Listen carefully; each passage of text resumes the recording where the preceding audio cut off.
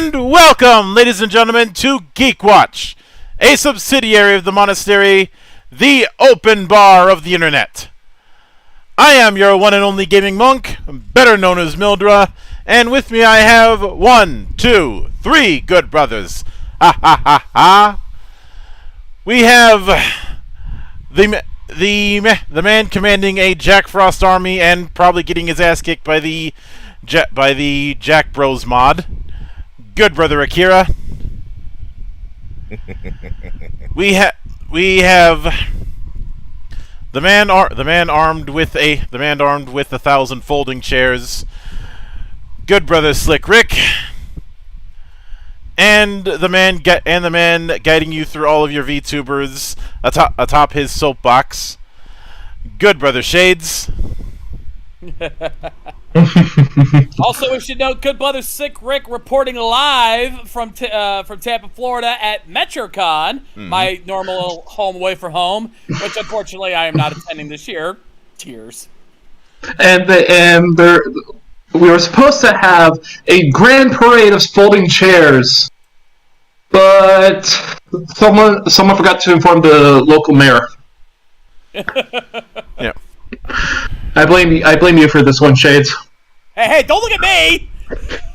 You're the one supposed to see the notice! But so when it doesn't escape my notice that this is the second time in the history of this podcast that we've opted to do this sort of celebration of those who passed.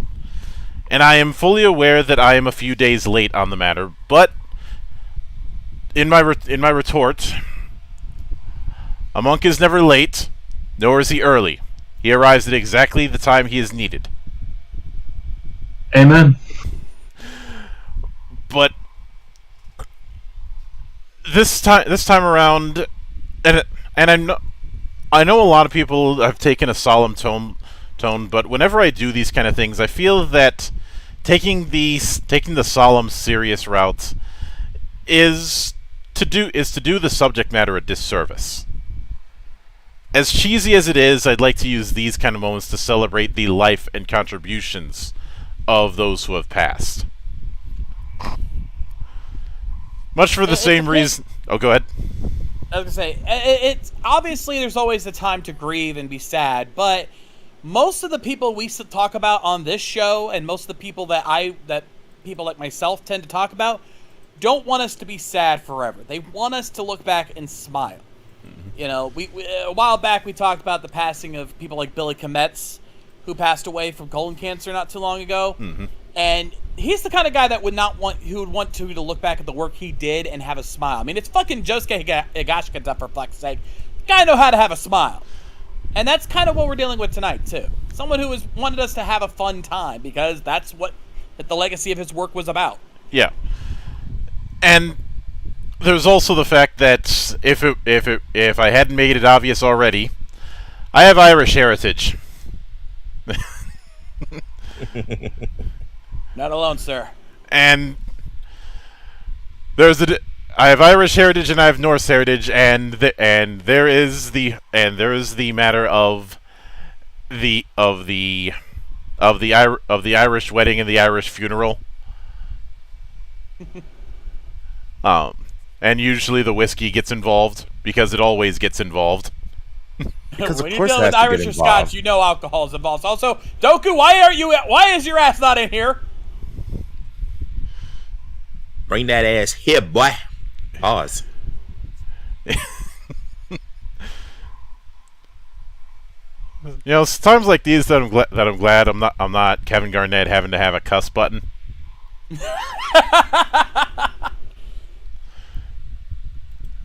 And I think it was the talk of whiskey that summoned him. It's Doku. I'd be shocked if it didn't. Yeah. It's like hanging a piece of transforming plastic in front of another Floridian we know of. Mm-hmm. Am I wrong? Okay, he's on his way, it seems. Good. But Good man. Kazuki Takahashi is the man of the hour. And I see. Before I even get into that, I have to bring up this comment from Miss Starlight. What's up? This is my first time being here. The difference between an Irish wedding and an Irish funeral: there's one less Irishman. Oh, she fits right in. She fits right in. Oh, you'll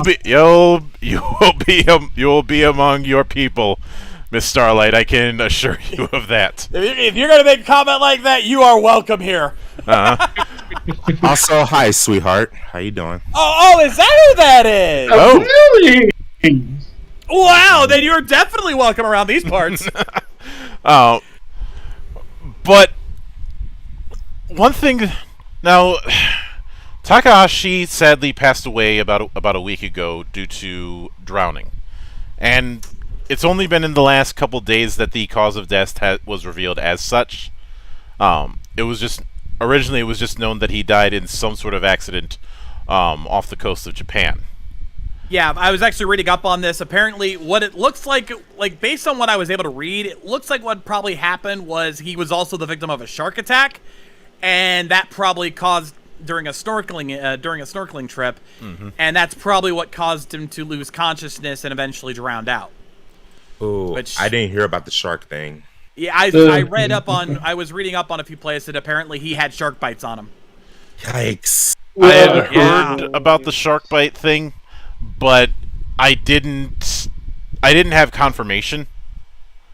This is one of those situations where it's like, I don't know about if it is, especially with what's going on around this time of the week here on American television, but I would say whether or not that actually leads to the thing, I would say let's wait till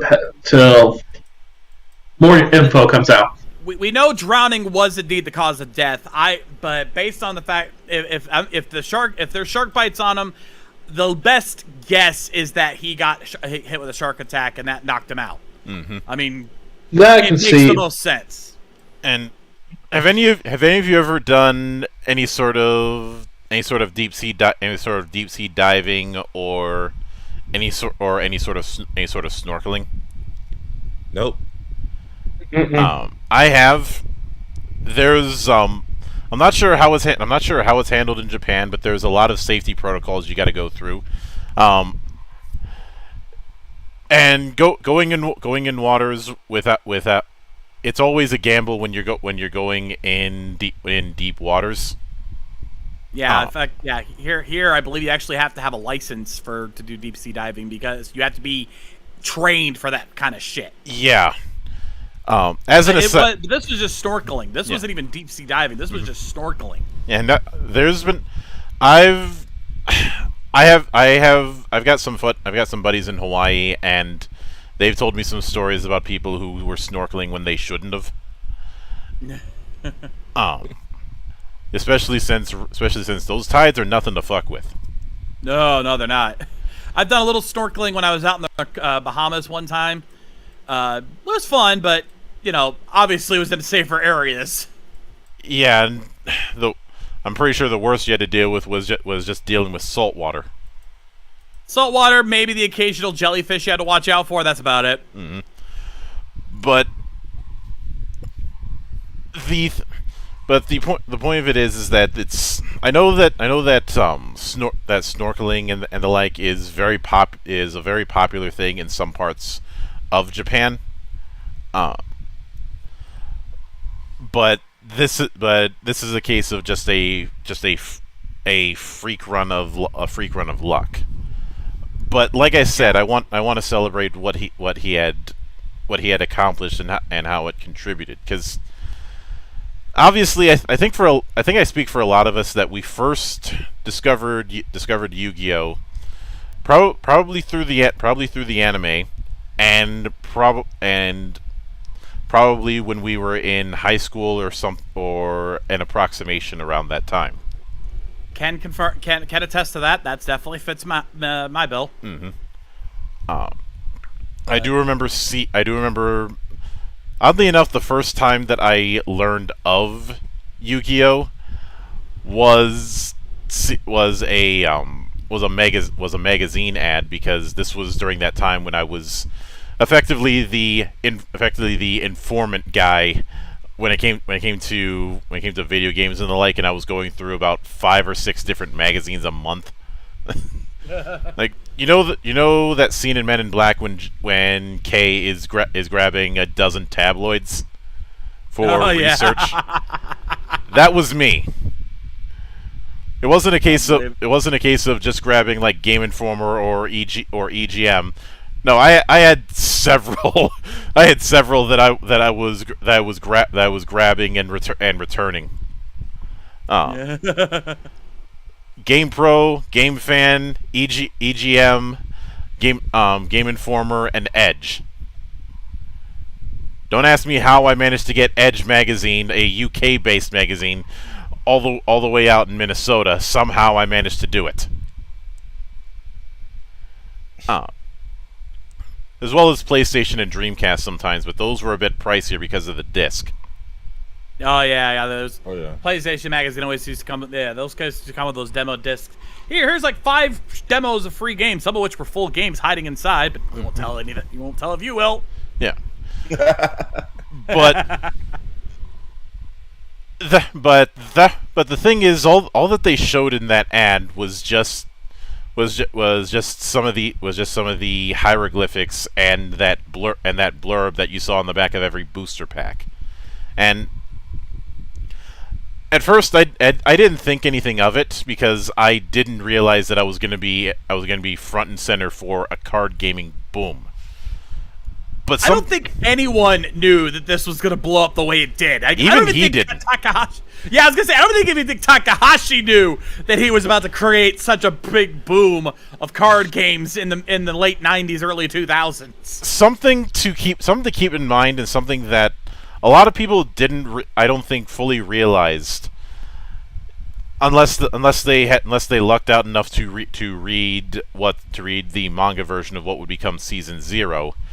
Is Takahashi was a massive nerd when it came to gaming, and in particular my turf. He had gone, and hey there, Doku, you finally got your drunk ass in here. I don't know what you're talking about, this like alcohol thing, but I'm not aware of what it is. If there was a lie detector, that thing would have exploded at that comment. Yeah, and then I would have asked him to pay for it. And that sounds purely like speculation. I don't know what you guys are talking about. No. We've got evidence. We've got evidence. Doku, I could smell it off you before you even walked in the building. You're assuming there's a building here.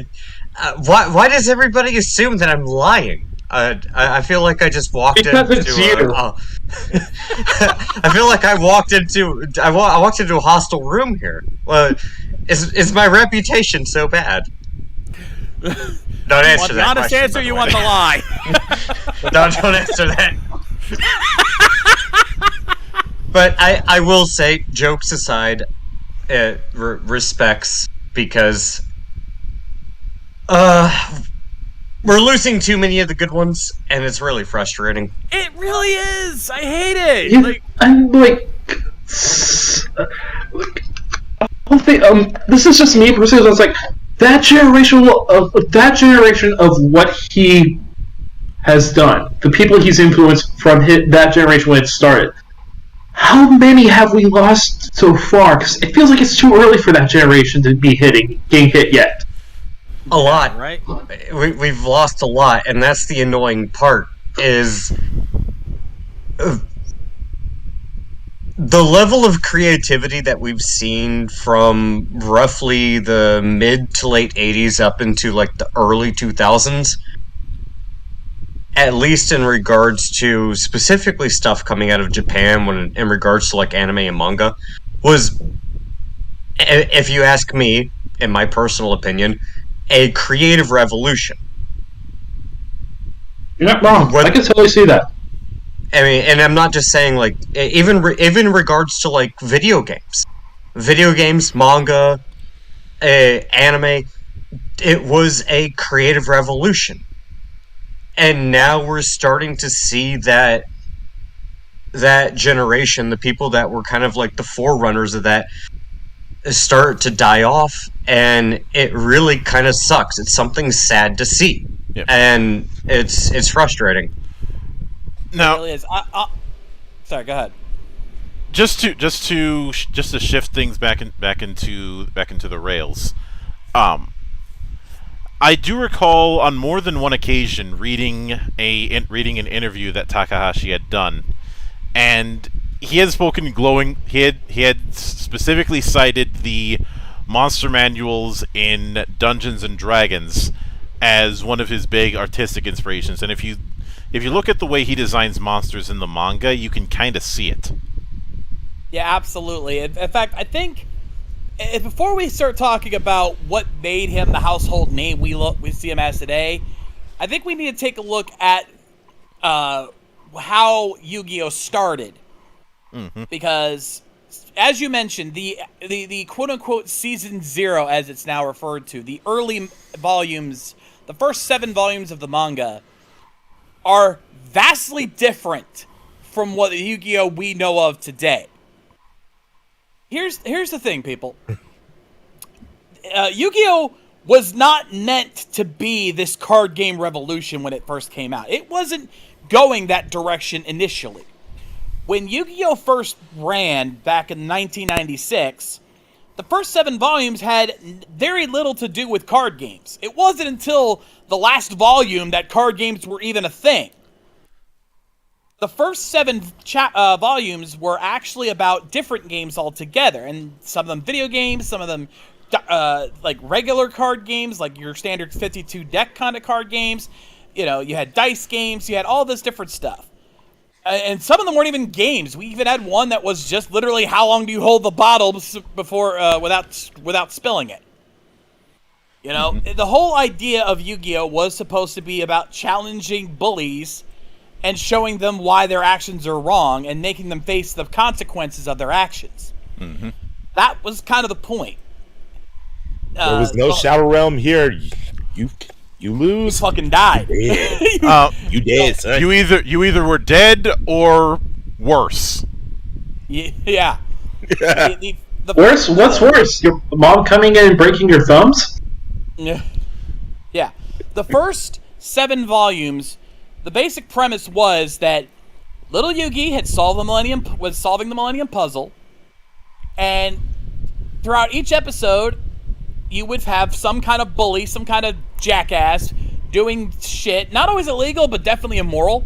Mm-hmm. You know, like the first episode was just this one guy bullying his Yugi's best friend, Joey. Well, actually, it wasn't even his best friend at the time. They were kind of bullies themselves, but they were getting picked on by a bigger bully. Mm-hmm. And once Yugi saw what they were doing, he had solved the Millennium Puzzle. He turns into Yami Yugi. And Yami basically punishes the bigger bully and becomes friends with Joey and Tristan. Well, that wasn't their English. That was their English names, but you know who I mean. Mm-hmm. But basically, yeah, he punishes the bigger bully and basically mind breaks his ass. And then it goes on from there with other bullies and other characters that get involved. In fact, there's actually a character in Season 0 that we never see again in the series. Because I believe it was like Tristan's girlfriend, who was there for Season 0. Yeah, she was there for Season 0. Doesn't show up afterwards. Never see her again. Because they had to do a plot with Tristan and another character. Miss Starlight, it gets fucking dark. Yeah. Like some of the punishments get fucking like the second episode. We'll go by the anime here. Is about a guy who escapes from prison and holds up a restaurant hostage where Yugi's friend Anzu, aka Taya Gardner, for those who know the English names, was working at secretly. Because yes, the silence game. Yeah, basically Yami takes control and basically forces the guy to play a game where he has to hold a bottle and a lighter, and without making any noise. And when he accidentally drops the lighter, he burns himself alive. So that's what that JoJo episode was referencing. Yeah, but there was that. There was the very first game that Yamayugi played is a glorified game of chicken involving stabbing. I think it was like stabbing 100 yen, either 100 or 1,000 yen bills, right over their hands. Yeah. I mean, let's be fair. If we're talking about Japanese, whether it's anime or manga, it seems oddly coincidental that the vast majority of these types of shows, or should I say, these types of forms of entertainment that are geared towards children, have very, very, very dark undertones. Just presented in a way that doesn't seem quite so messed up. Yeah, that's the kind of the modus operandi. Now, the thing of it is that Season 0, while never considered officially canon to the anime series, did get animated by Toei Animation. Which also explains why the colors are so fucked up, because if you've ever seen footage of Season 0, oh god, they fuck up the colors something fierce. I can't help but suspect that there was not as much oversight when it comes to what Toei had done. It was a case of Toei was able to do the anime, and they just did their thing, so long as it looked, quote unquote, like the original. But I'd say if you want a more recent parallel to the kind of show that Season 0 was, I'd say Kaiji. Yeah, I see it. I see it. I definitely see it. Kaiji would definitely be a good example of that. Oh yeah, Brother Ball. Screw the rules. I have green hair. Yeah, that was a lot of you might be thinking about a certain character from the main series that came out later on, but no, that character was actually a pot shot at Toei because they made Seto Kaiba have green hair.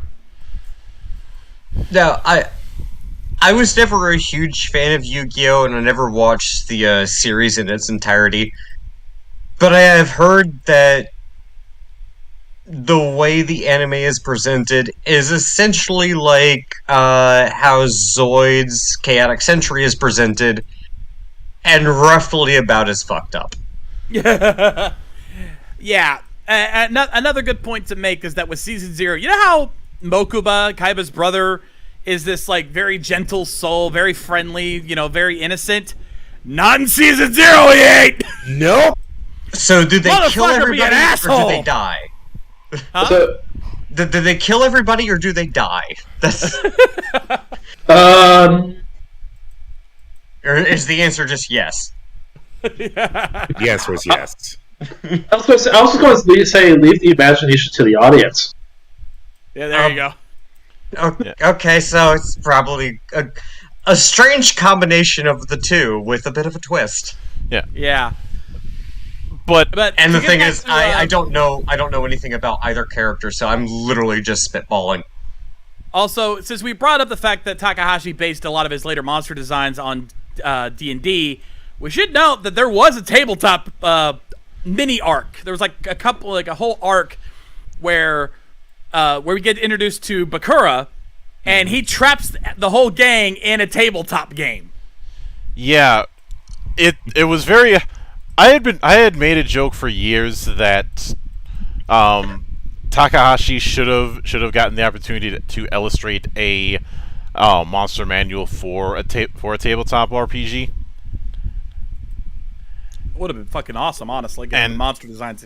Yeah, because putting aside the fact that you look at some of the monster types that got more love, and there are always three monster types that got the most attention early on, and to a point even now, and that is warriors, spellcasters, and dragons.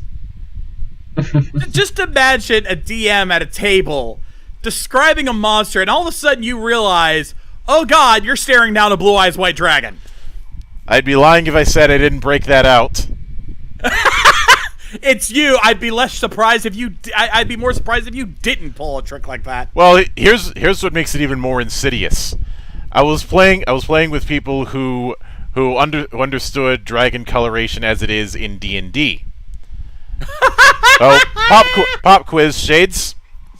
What kind of breath does a white dragon have in D&D? If I remember correctly, it'd be lightning breath, wouldn't it? No. Blue dragons Ice? have lightning breath. Oh, that has to be ice. Mm-hmm. So imagine their shock when they think that they're dealing with an ice dragon, and they end up dealing with a lightning dragon. Oh wow, you're a dick.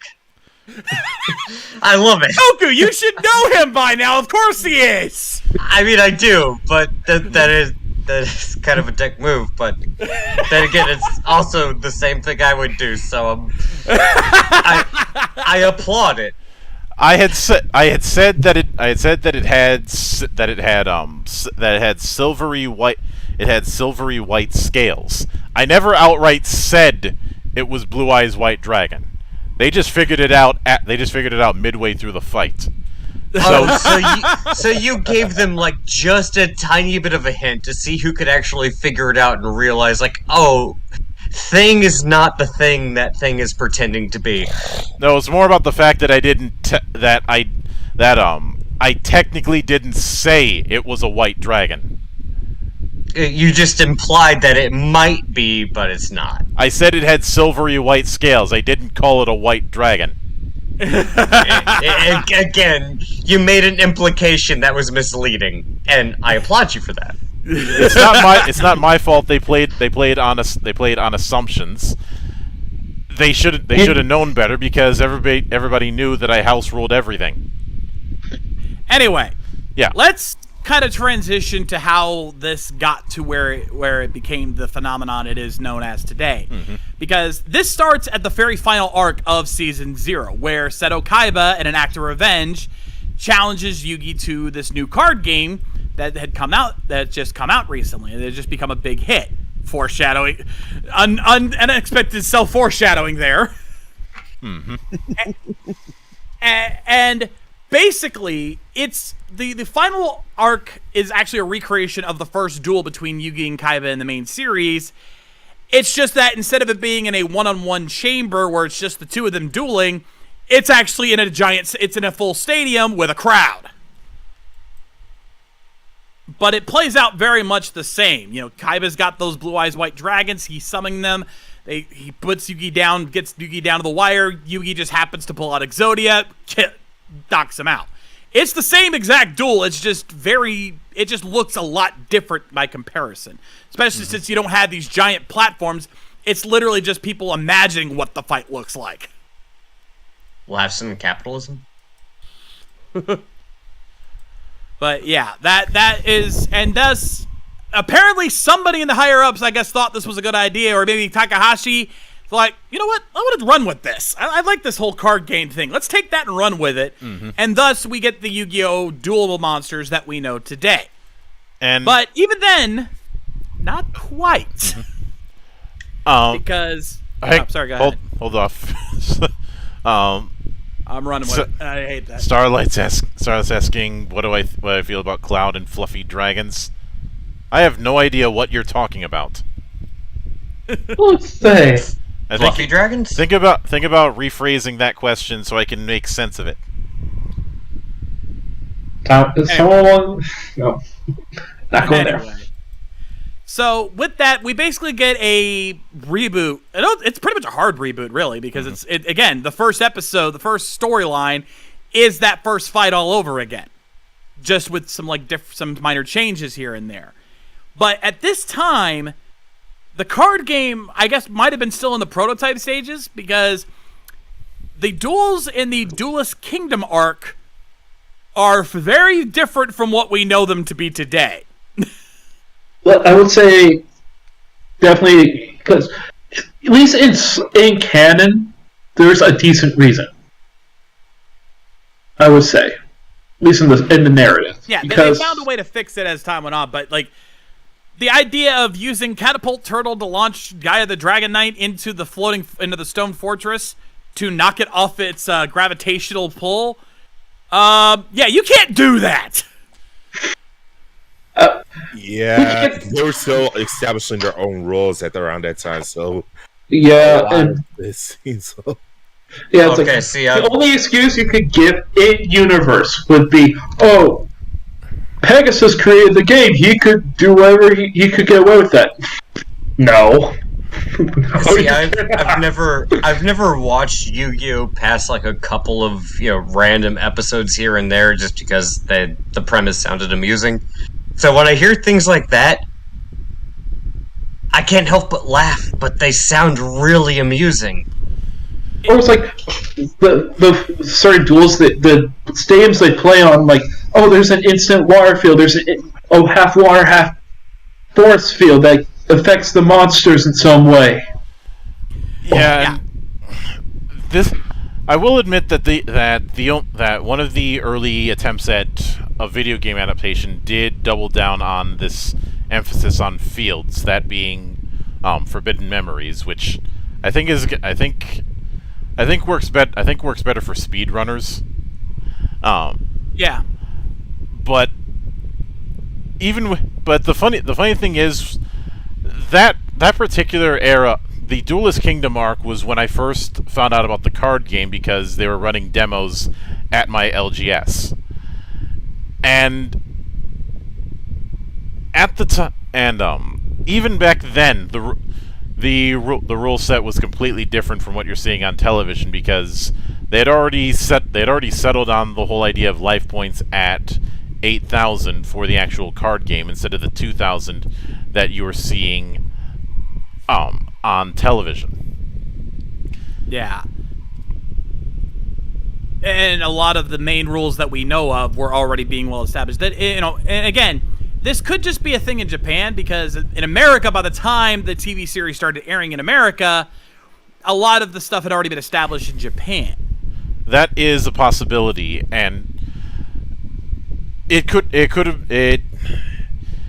I don't know how hands-on Takahashi was when it came to the creation of the original rule set.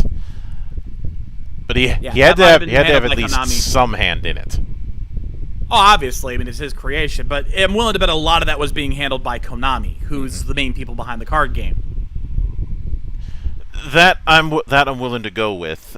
And this was still at a time when Konami hadn't completely tanked their reputation. Give it a few years. Yeah, so it's like, okay, Konami haters, hold it in. And Not yet. Lucas, we have.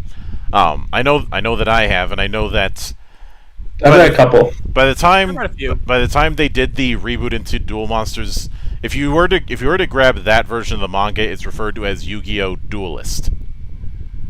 Yeah, that was meant to establish that this is a different Yu-Gi-Oh! From what anything else you may have read, which makes sense, and it worked. Yeah, but I would say where things really ended up exploding when it came to the original run of the anime was the Battle City arc. Oh, absolutely. By the time Battle City started airing, and I was already watching by this point when Battle City first started airing, that's when shit hit into high gear, because the anime was now playing mostly by the rules of the actual card game. There were a few times where they would stretch things for the rule of cool, but for the most part they were playing by the actual rules. And also when the card, because the cards were coming out at the time were some of the badass cards that we know of. You had Shinzo, you had the god cards, you had a lot of the bigger monsters and combinations that were coming out at the time. That's when a lot of the card games started really picking up steam. And I know this because I was playing during this time, and I'd actually, no joke, in my junior year of high school, I had helped establish a Yu-Gi-Oh! Club, specifically a Yu-Gi-Oh! Club at my local high school with my graphic design teacher, who apparently was also a player himself, acts as our teacher sponsor. And he constantly claimed he had this unbeatable deck that he had tucked away in a vault somewhere or in a safe somewhere that he was never going to use again. And you would think that's unbelievable, but he did play some duels with us with his own deck with other decks he had, and he was a legit good duelist. Mm-hmm. Like, he wasn't a shit duelist. It's just that, we never got to see this unbeatable deck of his. Yeah, I was. So, question: do you think he actually did have an unbeatable deck? Considering how good of a duelist he was, even with other decks, I wouldn't doubt it. Oh. I had little reason to doubt that he had this deck. Yeah, it's like, I remember I was in early and mid elementary when the Battle City arc was going, and I remember, like, a number of us would try, like, if our parents would allow it, we would try to meet up at the school, like, on a weekend or something. We would try to make our own version of Battle City. Granted, we can't have, like, some of the stipulations they had in the anime. God knows we tried, especially when kids were complaining about their cards getting stolen, so the moms had to come in. Yeah. I don't know. I'm just getting flashbacks about Magic the Gathering, like 5th and 6th edition, where you had certain deck combinations where they were unbeatable because I don't know who created those rules, but there were a few certain deck combinations that literally were unbeatable, and it only took you about 5 turns to defeat the other player, and it was stupid. Oh, Doku. When it comes to Yu-Gi-Oh, they had that at the time. You have not faced down the tyranny that was the Yada lock. I did. Not only did I.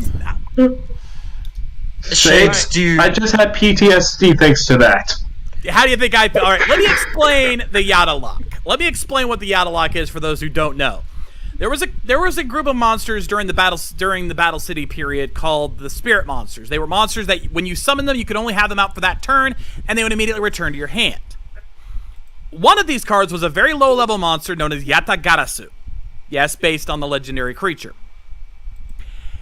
If you attacked an opponent's life points directly using Yatagarasu, the person getting attacked would then have to skip their next draw phase, meaning they wouldn't be able to draw a new card.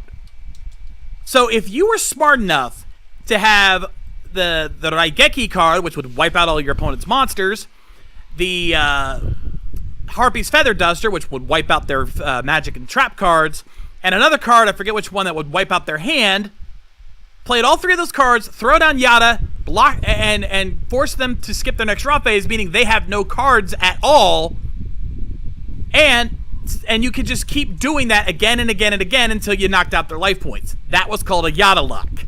Mm-hmm. I faced that monstrosity. If I may, can I introduce you to one monstrosity that was more insidious and actually caused people to rage at me when I did it? This is gonna be good. This was my 3-card Monty.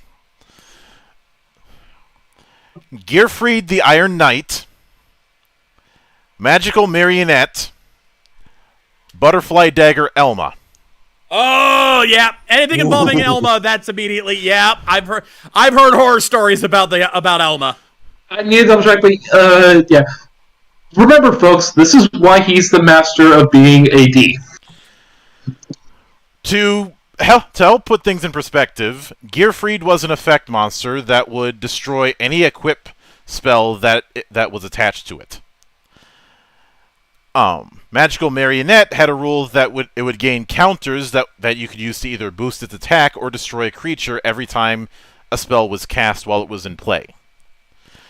And Butterfly Dagger Elma would increase attack by a marginal amount. I think it was only like 500.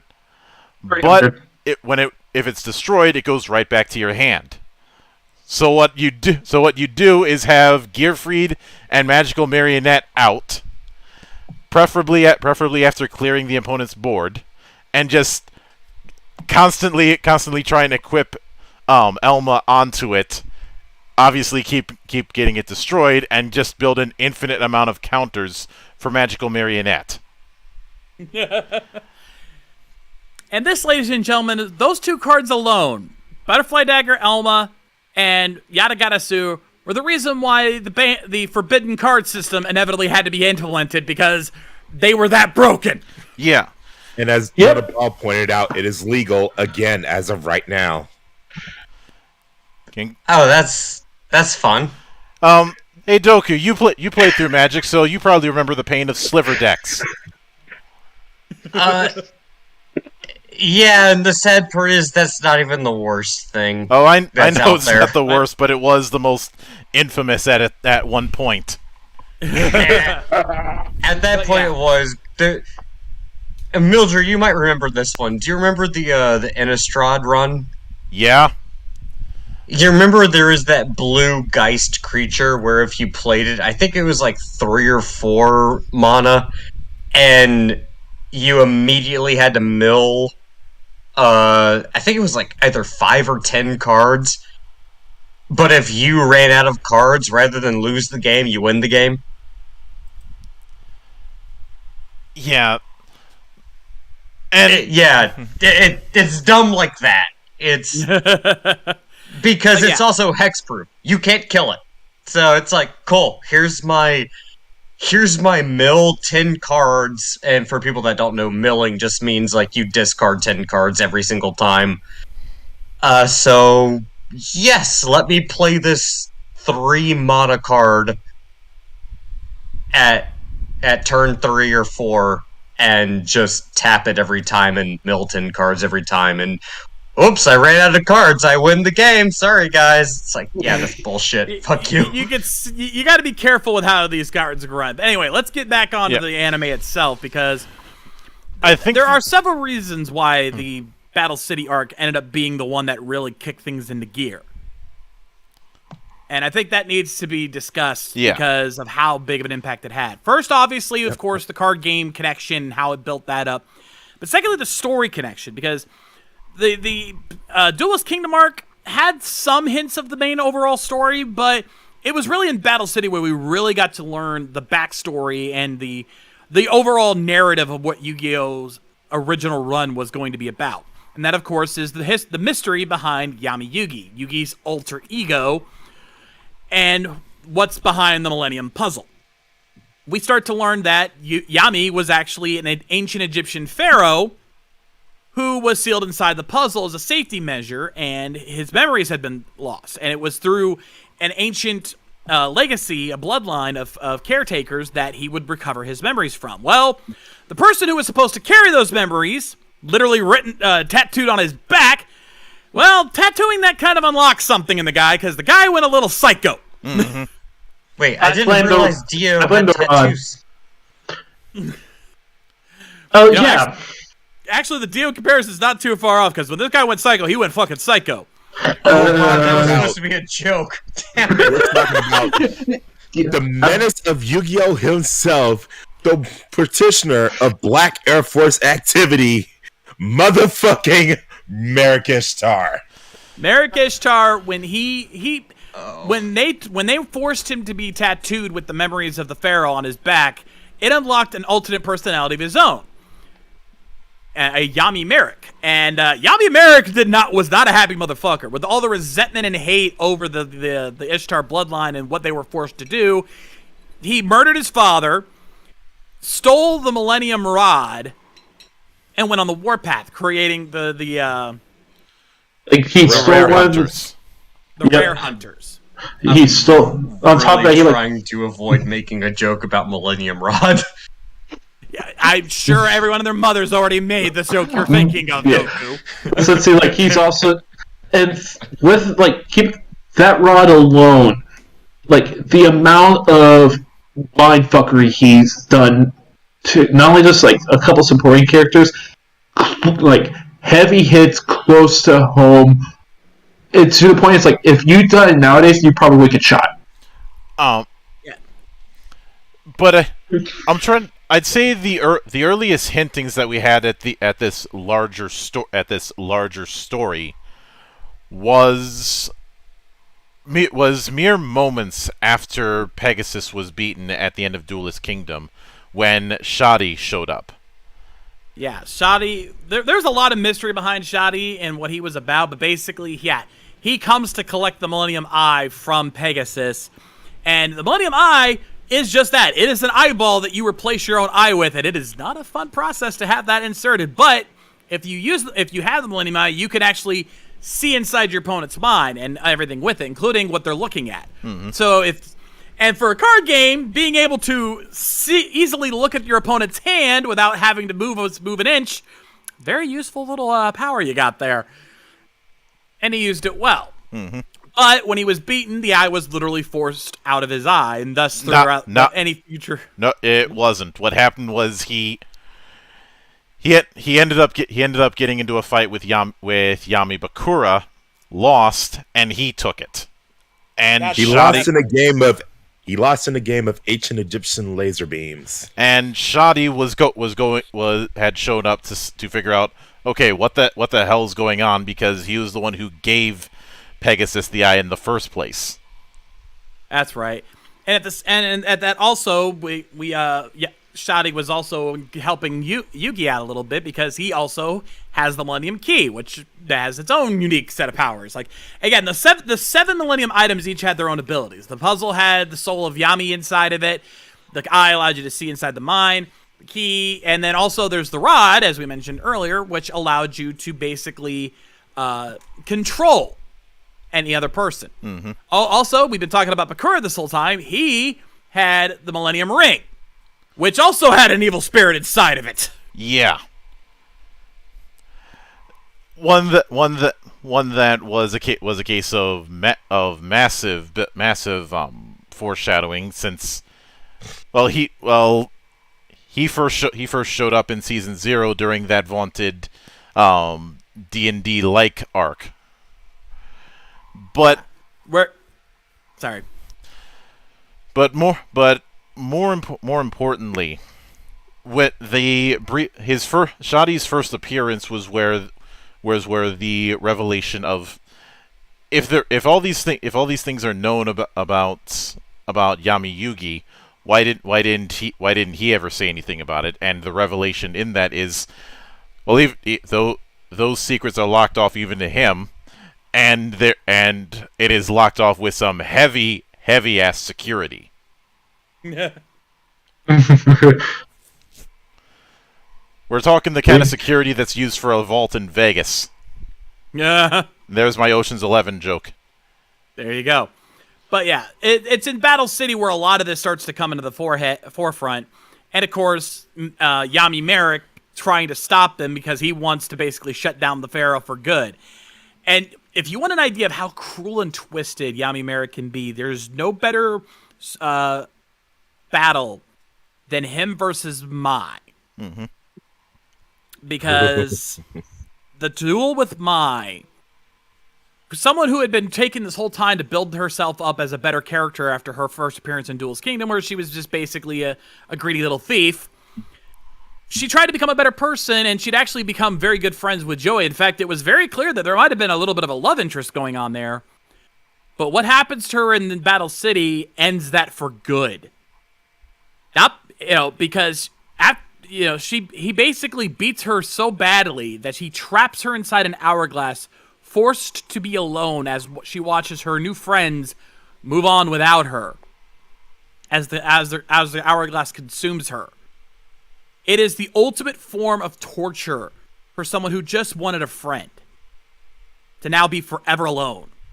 And the next time we see her, even though it's in the much panned Atlantis arc, there's a reason she ends up going crazy during that arc because of what happens in Battle City, because this shit breaks her hard.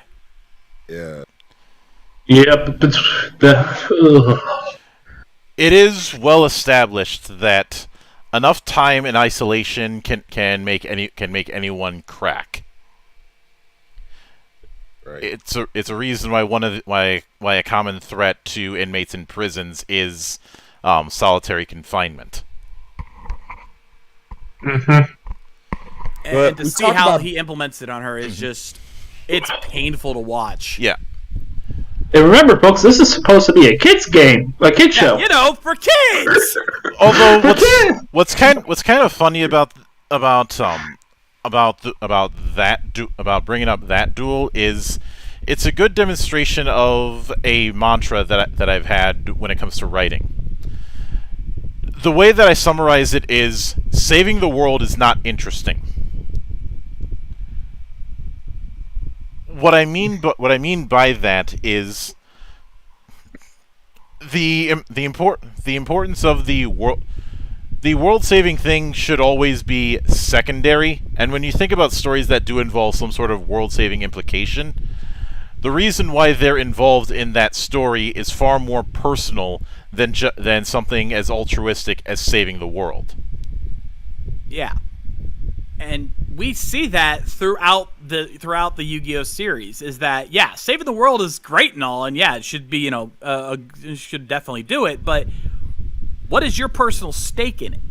And while for Yami, yeah, obviously for him it's about regaining his lost memories. Mm-hmm. For Yugi, it's about helping out his new friend that he's made. For all of the rest of the crew, they each have their personal stakes in it. Joey, at first it's about wanting to be a better duelist. He wants to show that he's not a second-rate duelist. And then later, when it comes to Mai, wanting to help her. Mm-hmm. Yeah, this is why. Can we actually talk about Joey's development during the Battle City arc? Because I think that's actually like one of the best parts of that whole entire thing. Oh, absolutely. Jonoichi, a.k.a. Joey Wheeler, he starts off as he first of all, especially thanks to his voice in the dub, he really comes off as this goofball gangsta type, like goofball delinquent is the best way to describe it. He is a goofball delinquent. But through his friendship with Yugi, he becomes a better person. And again, you see this throughout Season 0, how much of a better person he becomes, even though he's still a goofball delinquent. Yeah. But once he realizes that he's not able to even come close to competing with the guys like Yugi, and more importantly, another character we have yet to really talk about much, Seto Kaiba, which we're definitely going to have to talk about him soon. Oh, yes. He starts to want to be a better person and also a better duelist, and you start to see that throughout Battle City, like his battle against the psychic twins, Esperoba. Thank you. I cannot remember names for the life of me here. His battle against Esperoba, I think, is really start to see Joey step up, showing that hey, he's not a bad duelist. Yes, he's still not near quite the level of Yugi, Kaiba, and others, but he's not a bad duelist. He goes up against. No, he's not a guy you should be sleeping on, because he will step up when the moment calls. He's a guy that, when it's not the focus, yeah, he kind of slacks off a little. But when it's time to put up or shut up, Joey don't fuck around. Mm-hmm. Especially so, it's like, and to see that development, like, I'm going back to Merrick, like, we brought up that rod for a reason. One of the key points for that whole of the Battle City, especially the early points, and I would say like one of the biggest catalysts that you early on you can see the big growth. Merrick brainwashes Joey. Yep. And from there, it's like to see like that friendship we had.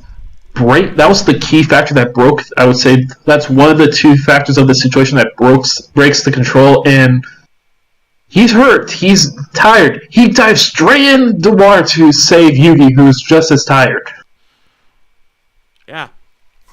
And I should note that it's somewhat apropos that a villain who was constantly struggling to control his own fate ends up getting an artifact that's all about controlling other people. I think a lot of the Millennium items had that kind of thing going for that. They always kind of connected to their users. Oh yeah. Especially when you know. In the case of Pegasus, it was him wanting to see his fiancée, which he got. The problem is being able to actually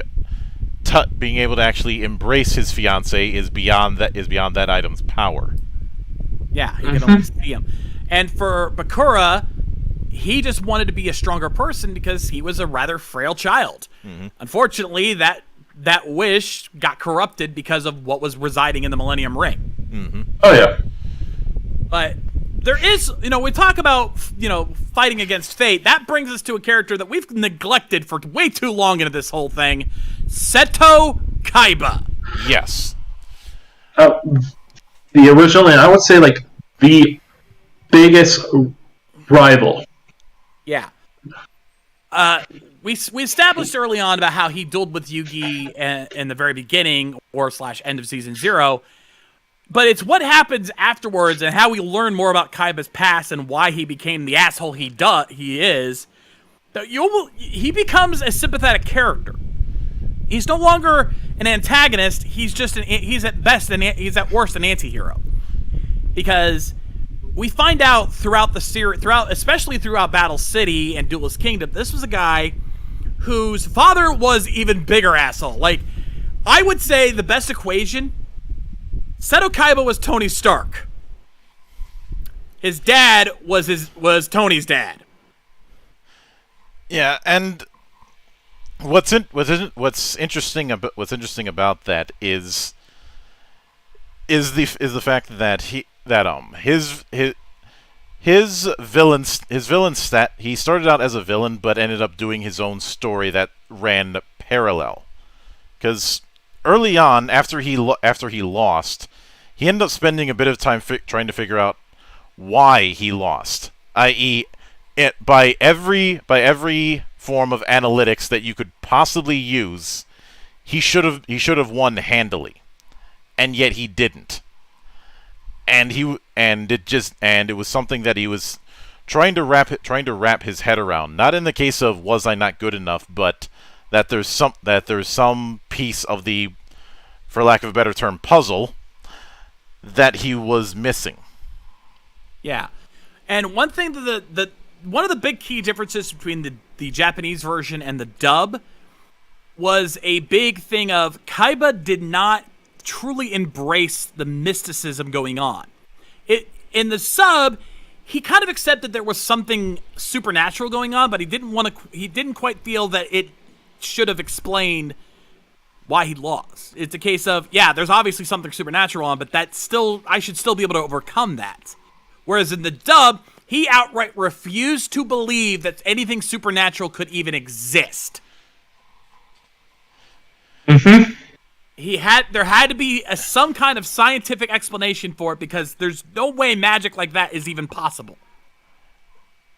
Which is something that's fine at first, but they ended up extending that whole "there's no such thing as magic," even though he had seen some form of magic being involved multiple times, including what happened to his own fucking brother. Yeah. That, a couple other one-offs, a couple of other stuff. Nope, it's all real. There's no magic. Exactly. It kind of made him look like an idiot after a while. But in the sub, he did accept that, yes, something magical is going on here, but I should still be able to overcome it, because I refuse to accept the fact that magic can overcome my will to win, my will to succeed. Mm-hmm. Because that's how he was raised. He was raised to always overcome any obstacle thrown his way. So that was his character, was he always had to find a way to overcome the magic, not deny it. Yeah. And plus I'd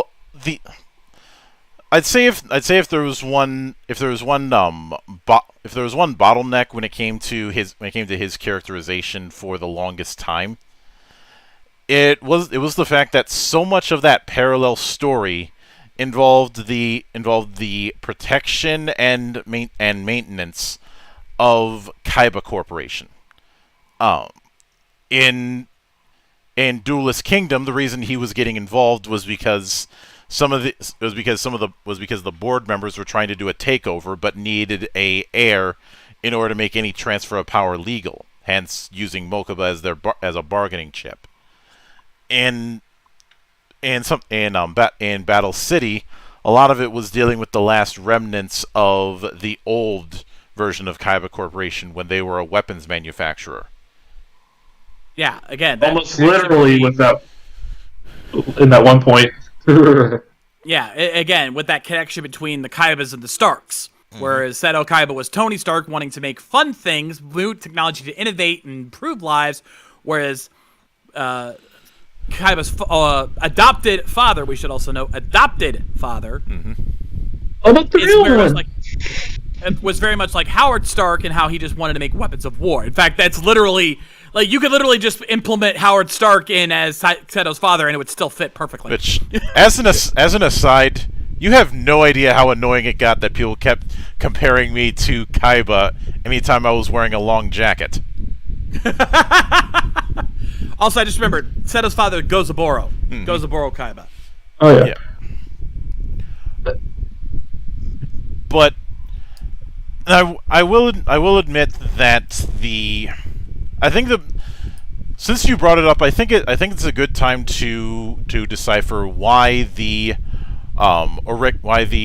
Orichalco slash Atlantis arc didn't stick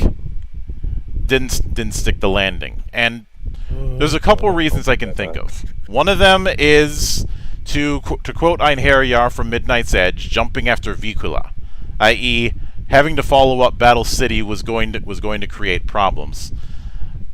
But I think the other issue is a lot of it felt very much been there, done that. A lot of the storylines felt similar. A lot of the, there's still some development going on. It wasn't completely useless, which is why I don't think it gets as much hate as it used to.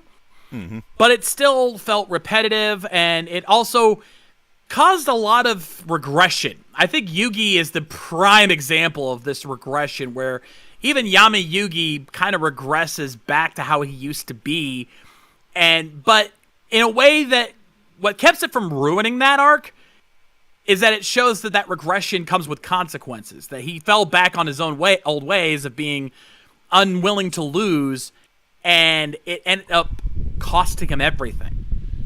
So it's not great, but I've seen worse.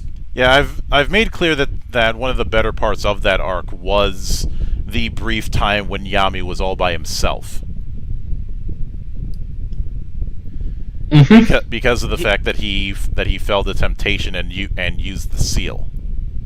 Yeah, and it cost him his dear friend, who he had been relying on. Yugi Moto had been his anchor, his connection to the world, and his connection to morality. But now that he didn't have that anymore, he had to rely on himself, and it started to make him reflect. Oh, I've been an asshole, haven't I? Yeah. He was always focused. Whenever he came out, his whole purpose was to be Jotaro Kujo. He had to win. He had to kick ass. He was the cleanup crew. If he came out, shit got real.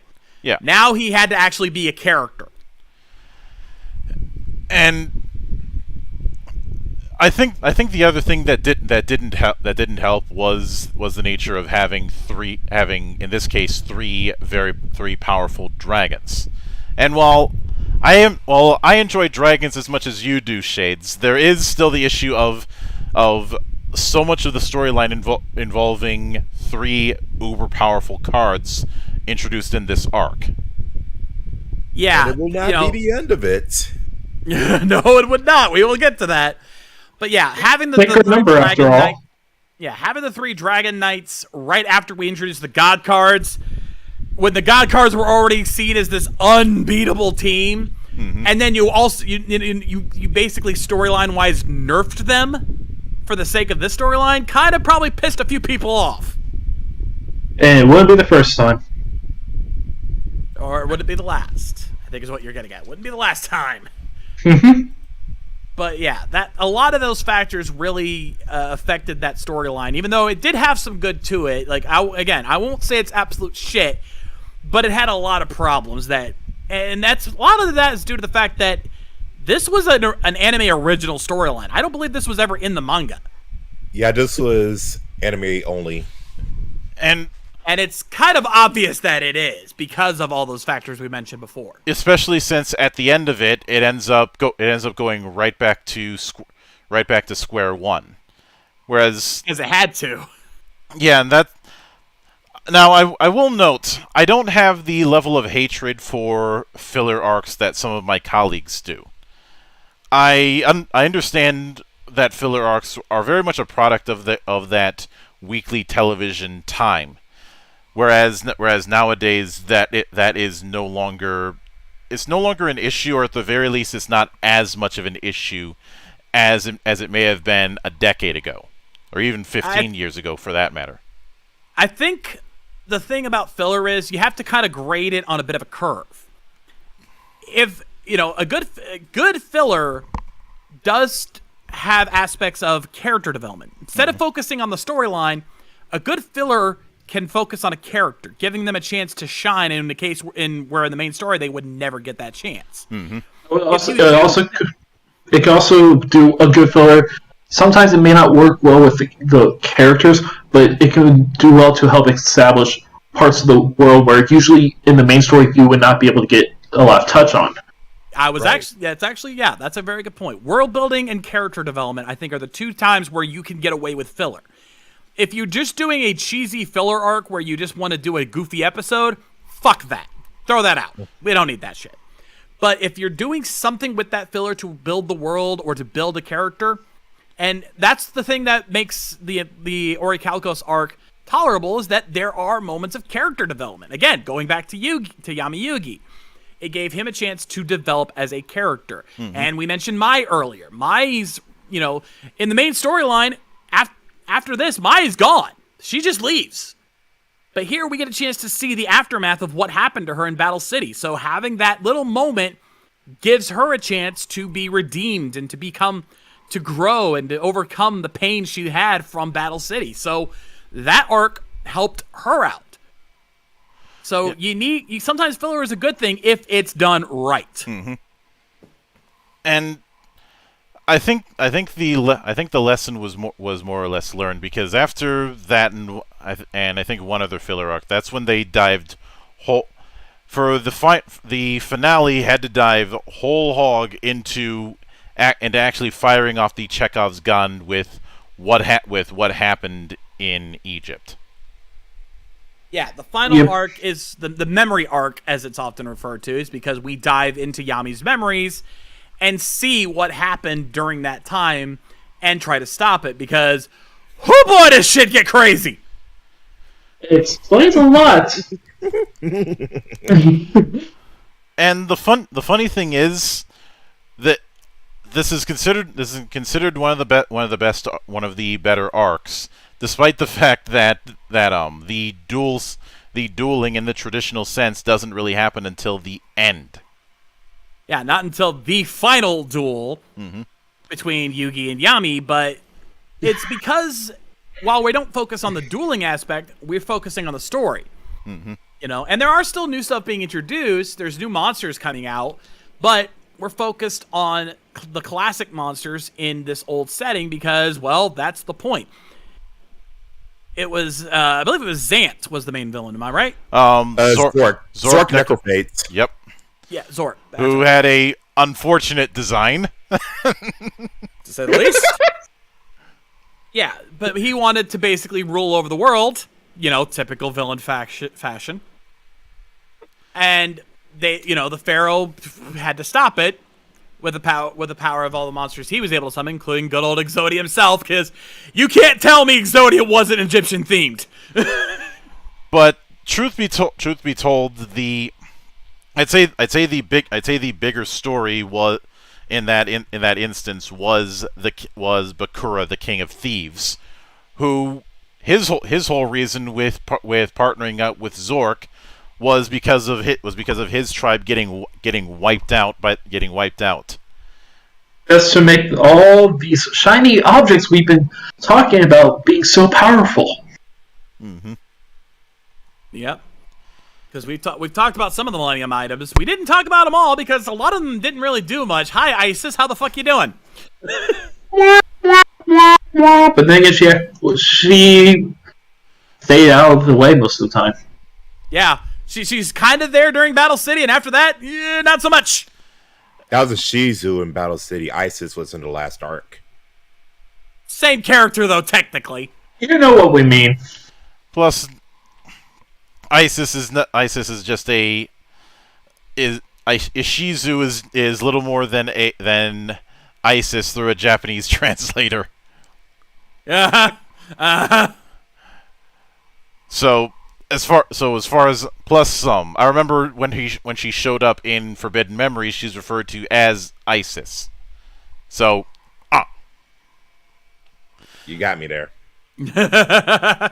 but when it came to, but a lot of it is a lot of that particular arc is trying to overcome the sins of the past, because from what I recall, Atem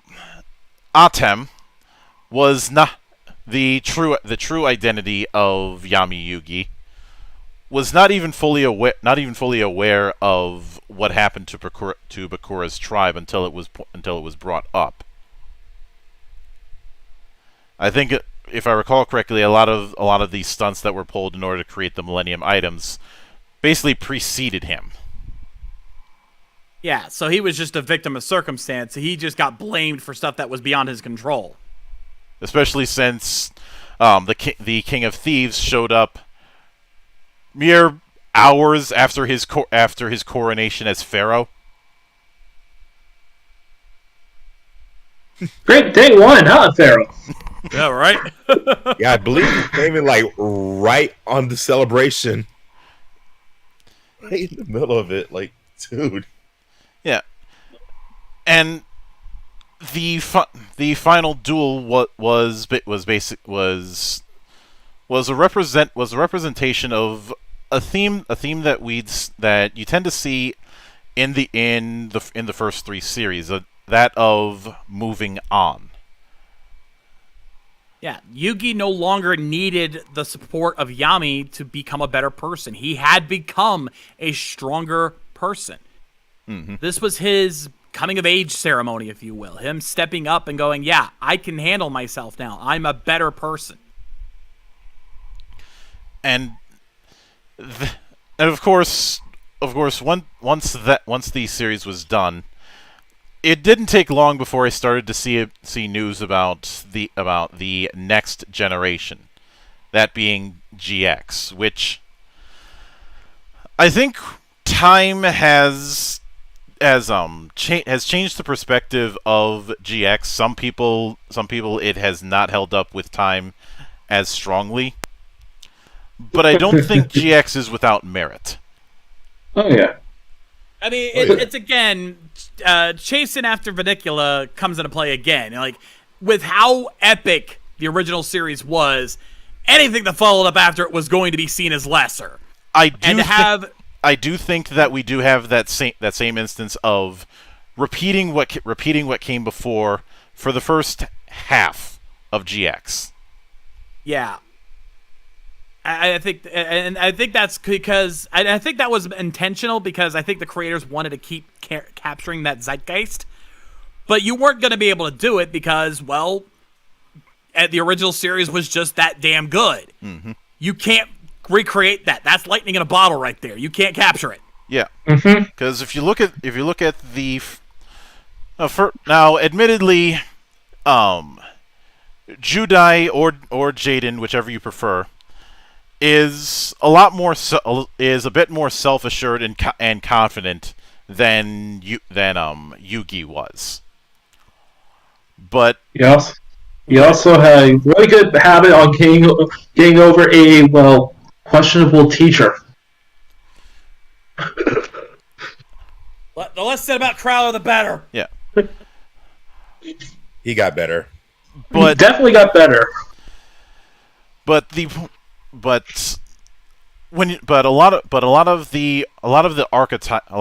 there's still a surface level understanding of a lot of archetypes. Especially, I'd say a good example of this very early on is Chad Princeton. The Chaz! Because it's very in his early run, it's very obvious he's meant to be the rival, and not a whole lot else. He's basically an attempt to try and recreate Seto Kaiba, but almost literally at one point. I think what ended up making him work with time was the fact that he With Kaiba, there's the implication that he got knocked down a peg. With Princeton, he very blatantly got knocked down a peg. And he still wasn't happy with it. To the point that he redid his entire deck setup. Essentially doing a low level or junk style deck, and possibly going insane with the amount of dual spirits he had, as opposed to Judai, who only had one.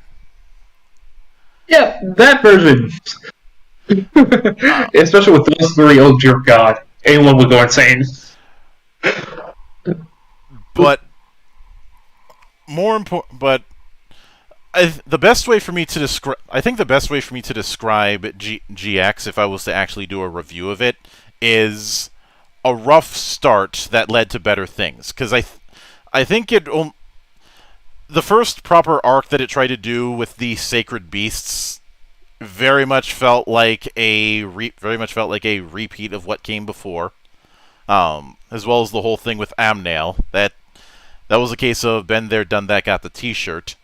But I think things really started to escalate and started to establish its own identity once Sartorius showed up. Sartorius and the Society of Light. Which First off, I do appreciate I know that's not his. I know that his sub name was different, but I appreciate the inside reference with a name like Sartorius. It's rooted in Sartori, which can translate to awakening, like a spiritual awakening. And given that the Society of Light is essentially a cult and his own deck has a mixture of themes between tarot and Lovecraft, and spoiler warning, it's not going to be the last time I bring up Lovecraft in this. Bring that counter up, folks! That was when we started to that GX, I felt, was started to find its own footing. And also, before we continue, I know one of you wants to mention his Japanese voice. One of y'all wants to mention it. Yeah, my memory's a little faded here. Remind me. What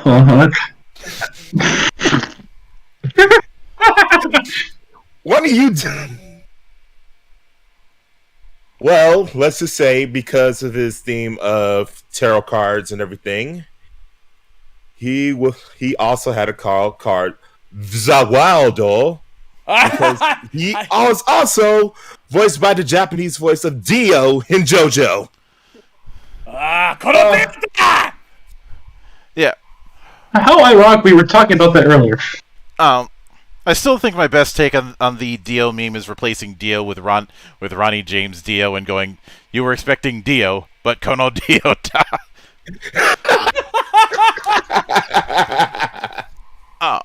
But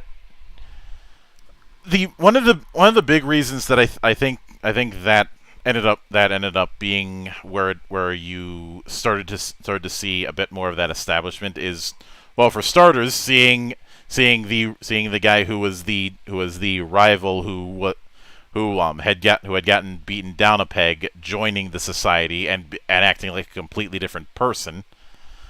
But second, seeing how that cult essentially subverted the academy that we had seen for so up to that point.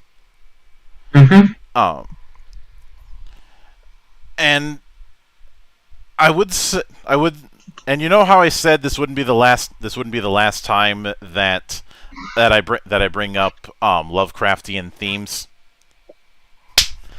Let's talk about Yubel. Oh yeah, Yu-Gi-Oh's Yandere.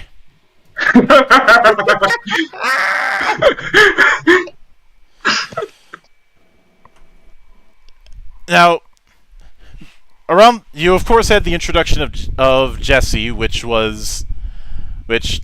I didn't put too much thought into. It was just par for the course. But but the introduction of the Supreme King and the world of monsters. While I rolled my eyes a bit when it came to the machinations that Yubel did, including having a few villains on her death count. But the fact that she does all of it out of love for the Supreme King.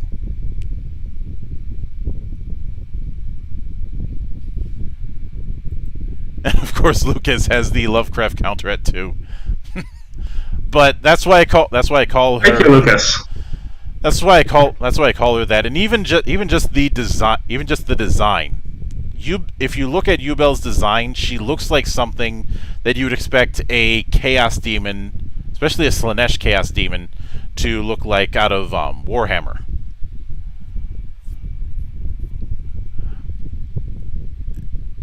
You know, with the whole this whole pastiche of having both a male and female looking body. That's something straight out of Chaos.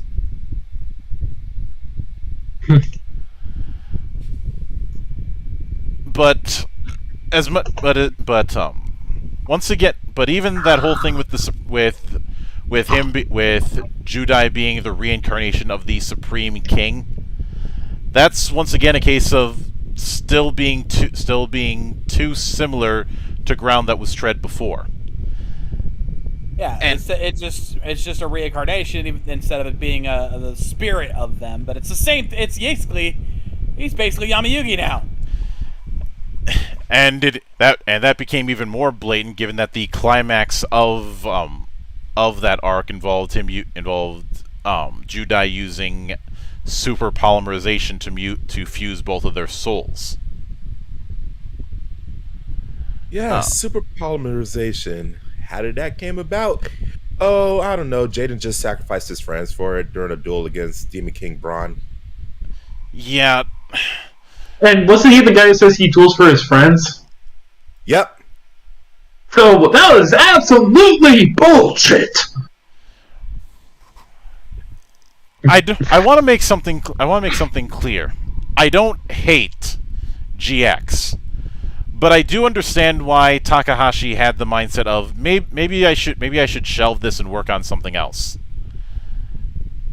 By the time GX had ended. In the dub, at least.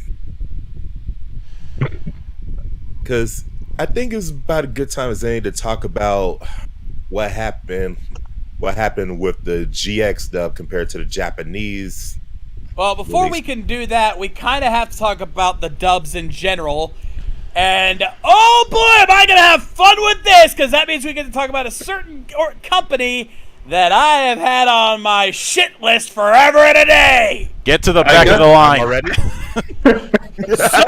Not this time, motherfucker! I've been ahead of you for years! Yeah. Hey, Coops, you want some popcorn? I've been dodging it long enough. Let's talk about 4Kids, or 4K Media, as they were known the last time I heard about them, which was when they tried to pick a fight with Seth. Strap yourself in, folks. Get your pencil and papers. There will be a test after this. Yes, ladies and gentlemen, if you would allow me. Go ahead.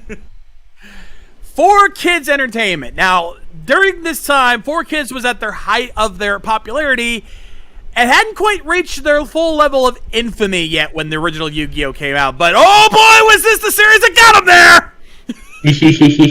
Because 4Kids had been riding high on the Pokemon franchise, and while there were some instances of censorship and things like that, a lot of it was understandable. I mean, the Safari episode with the pistol, the beach episode with James's boobs. I mean, you can understand why things had to be changed. Yep. Hi, Porygon. How are you? No, that's not 4Kids' fault. I'm actually going to give 4Kids a pass on that, because that was the fact that episode literally caused seizures. No one could have pulled 4Kids for skipping that one. Oh yeah, I'm just having it out there because somebody's going to say it. Yeah, we are people who like to aim our rage appropriately, and 4Kids is not at fault for that one. Mm-hmm. But the beach episode and the safari episode, they did censor that, and even then, those were justified. However, the censorship they did for Yu-Gi-Oh! Is the stuff of legends. Now, some of the stuff they censored in America, understandable. They covered up some of the more female monsters, covering up their chest areas. No one's gonna be too mad about that. I mean, unless you're a fucking pervert, but that's beside the point. And to an extent, like one of the key core game mechanics within the lore, understandable. Yeah, there was a lot of religious references. There was a lot of death references. There was a lot of stuff that, in the grand scheme of things, you may not like it, but you understand why they did it. However, there was one specific scene that I think is probably one of the most notorious in 4Kids' censorship history. Two, but they're both the same kind of censorship. And that was how they handled guns in Yu-Gi-Oh! Or should I say, the lack thereof. I present to you... No, you go it. Allow me to set the scene for you, ladies and gentlemen. Seto Kaiba, during the Duelist Kingdom arc, is sitting at his computer trying to figure out how to beat Yugi and how to use and how to get another chance at him. When two members of Kaiba Corp security, under the control of the board, come in, having found his hidden location. Now, in the original Japanese, the two guards hold guns up to his head. Now, fair being fair, not exactly a good thing to show on a kid's show in America because, let's be honest, parent groups are dicks. No one is going to say shit that they know these parent groups would throw a hissy fit at a children's show involving guns.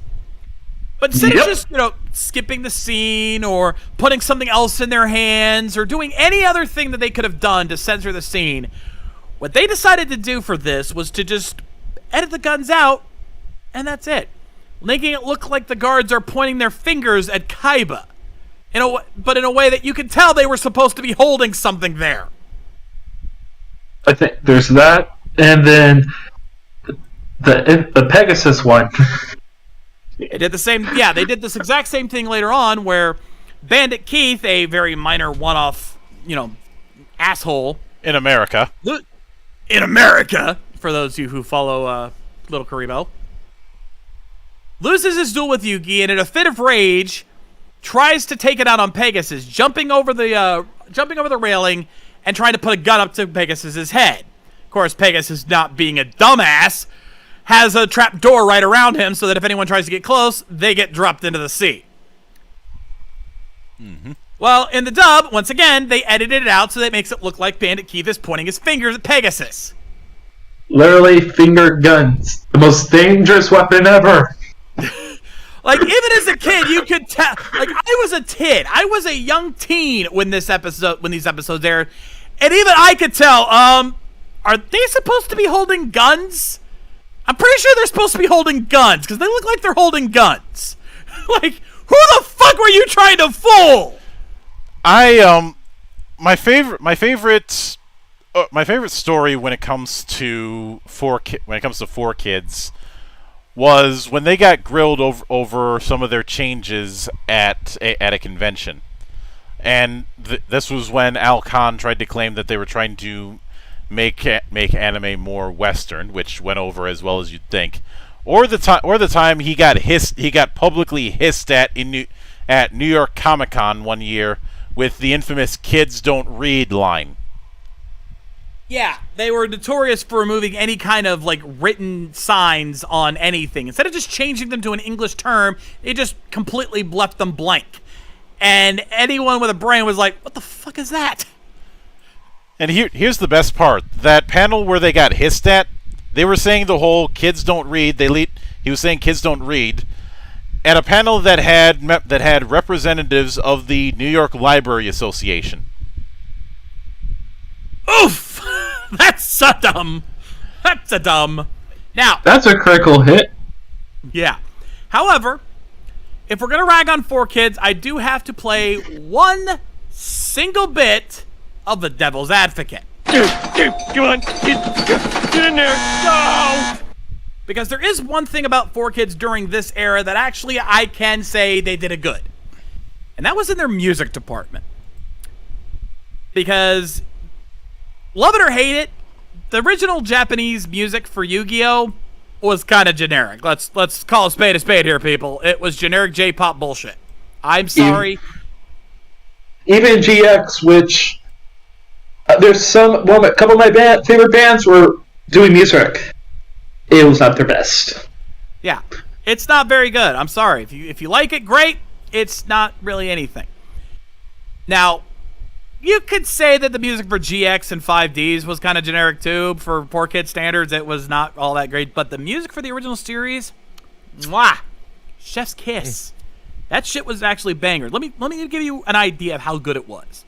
They actually put out 2 soundtracks. One for the original series called Music to Duel By, and another for the 4Kids original movie, which we will have to talk about that later. And both of those soundtracks had such good music. I used to listen to them on their own. Like, I would just have them playing on repeat. Some of their songs were fucking bangers for their time. And I can still go back and listen to some. In fact, anyone who used to watch some of my old reviews, like my old reviews back in the day, I used to use some of the Yu-Gi-Oh! Music for background music in certain segments. Whenever I was doing like like certain deep dives into certain topics during a review, I would have used some of the music from that soundtrack for that. It's that fucking good, people. Mm-hmm. So, I can back him up on this claim. I've been around long enough. yeah. Now that's not to say all the music in the Japanese was shit, and of course Lucas pointing out a couple songs that were good, but at the end of the day, the soundtrack was really well done, and they usually had the right song to fit the mood in the English dub version. So you can hate it all you want. I still think it was good. Same. Sure as hell better than the One Piece rap, though that's become a cult classic now. I'm sorry. But we should talk about, since we have already covered the original Yu-Gi-Oh!, we should talk about the Yu-Gi-Oh! Movie, the two of the Yu-Gi-Oh! Movies. We'll get to the third one later because we got to cover a certain other series first. Mm-hmm. But we need to talk about 2 movies because of how similar they both are. Starting with, as I meant, huh? Go ahead. Starting with the 4Kids original movie, and I stress that this was a movie that was made, that was requested to be made by 4Kids. It was still done with the original staff, but it was more specifically for 4Kids. Called The Pyramid of Light. Now, it's a filler movie. Like any good Japanese anime or toku movie tends to be. It is a side story. It has nothing to do with anything. There's no it's not even canon, really. I mean, it's kind of is. You could slide it into After Battle City. Kind of. If you really stretch it. It's when it would fit the most. Because I think, isn't that around what was airing around that time? Yes. Yep. So I think Atlantis was still coming out during this time. Was like just starting to come out during this time. Yeah, so there's that. And at the time, it would fit the most. Because Pyramid of Light, essentially, it basically was Seto trying to beat Yugi, finds out these new cards, and hoping to use them to beat Yugi, unknown to the fact that there's some godly influence on these cards. Yeah. Basically, another ancient spirit of the past breaks free and tricks Kaiba into releasing him to basically fight off Yugi. And of course, Yugi deep diving in to basically save him. Now, I bring this. I summarized this that because many years later, like this was not even like 10 years ago. Long after the original series had aired, long after any of the 3 Takahashi series had aired, another movie was released based on the original, The Dark Side of Dimensions. I look at that movie because I know Lucas was asking about my feelings on our feelings on Dark Side of Dimension. Mm-hmm. Here's the thing, that was just Takahashi and crew going, Pyramid Light. Let me give you my take on it because it's literally the exact same plot. Yeah. I will say I will say between the two, I prefer Dark-Sided Dimensions, if only because of the animation quality. Well, obviously, they've been many years. They've improved a lot. And to be fair, there were some moments that are different from Pyramid of Light that actually are more badass. Mm-hmm. Where Yamayugi doesn't even show up till the very end and a very badass rifle. Yeah. But the whole point of the Pyramid of Light, like, I've never seen Dark Dimension, so I'm more upset on my thoughts on that. But part of the reason with the Pyramid of Light was, you know, it didn't focus on it. I will admit, looking back on it, the major narrative of it was between our villain and the Pharaoh, with what little knowledge he remembered at that time. So, like, early on, as soon as the titular pyramid was introduced and used, we lost Yugi. Then and he was exploring. His friends joined in, but it still focused majorly on Yami and Anubis, our villain. To the point he even threw Seto away like trash once he decided, okay, you're no longer of use. Yeah. But Dark-Sided Dimensions is kind of the same thing. Kaiba looking for a way to finally beat Yugi, and this is just regular Yugi because Yami is gone. A new unknown force comes in to try to swoop in and steal Kaiba's thunder basically for their own evil gains. Ancient spirit of the past trying to get free, and Yami now having to duel them in the end to basically save the day. Mm-hmm. Like, there are differences, but the general plot line is very similar between the two movies. Yep. Trust me, I watched that movie and I'm like, this feels like Pyramid of Light. Are we sure I didn't mix things up and actually watch Pyramid of Light? This looks like Pyramid of Light. Like, I remember, like, I watched the DVD so much. I think it was like one of the first DVDs I actually ruined from rewatching so many times. Granted, yeah. I don't even think, like, the amount of promotion they did for both, though. Oh. Mm-hmm. Like, tell me another movie that was in theaters, movie series that was in theaters, that gave you something that was based off of a trading card game that actually gave you trading cards when you went in. Like, that was exclusive to the movie. I don't think anyone else has done. Pokemon. Yeah, what about... Oh, yeah, that was like the first movie, I believe. Yeah, how many times... I'm saying... Yep, you won. You kind of walked into that one, sir, like a rake, and no, I'm not hitting the fucking button. Mm-hmm. Don't worry, I got a chair to do it for me. Ow. Yeah. But after GX, and given how there's a whole lot of been there, done that, even with the bits of potential realized that we saw later on, I get the feeling that Takahashi had this mindset of, yeah, I've done enough with this Yu-Gi-Oh thing. I think it's time to move on to something else. And somebody likely gave him a call and said, just one more, and then we will never bug you again. And so basically, the Akira Toriyama treatment. Yeah, and I get the feeling the mindset was, if we're doing this, we're doing this with a bang. And that's how we got 5Ds, which I'd say 5Ds is the sweet rifle. While a lot of the audience that grew up with it ended up leaving, I do think time has validated 5Ds more than anything else. Much in the same way that when it comes to Digimon, which is something that I hope to do a deep dive on in the podcast down the road, Tamers has only gotten a higher standing in the years since. Mm-hmm. For a good reason. Oh, yeah. Yeah. Also, if we're going to talk about 5Ds, let's go ahead and get the inevitable joke out of the way. Card games on motorcycles! Damn it, you beat me to the punch. I do find I it was trying to funny. be classier though. I do find it funny that card games on motorcycles was the breaking point for people, given all of the other crazy shit that they had seen across 2 series. I mean, for fuck's sake, look at Yugi's hair! See, Yugi. I mean, how is this any more ridiculous than dueling on a blimp? Yeah. Dueling on a blimp, dueling in lava. Or, I don't know, how about a game of Duel Monsters where if you lose your body to a cybernetic CEO? Yeah.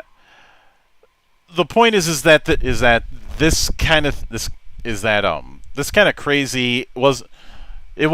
I guess the reason that people may have used this as a breaking point is it being just real enough. I mean, with when it comes to the motorcycles thing, but.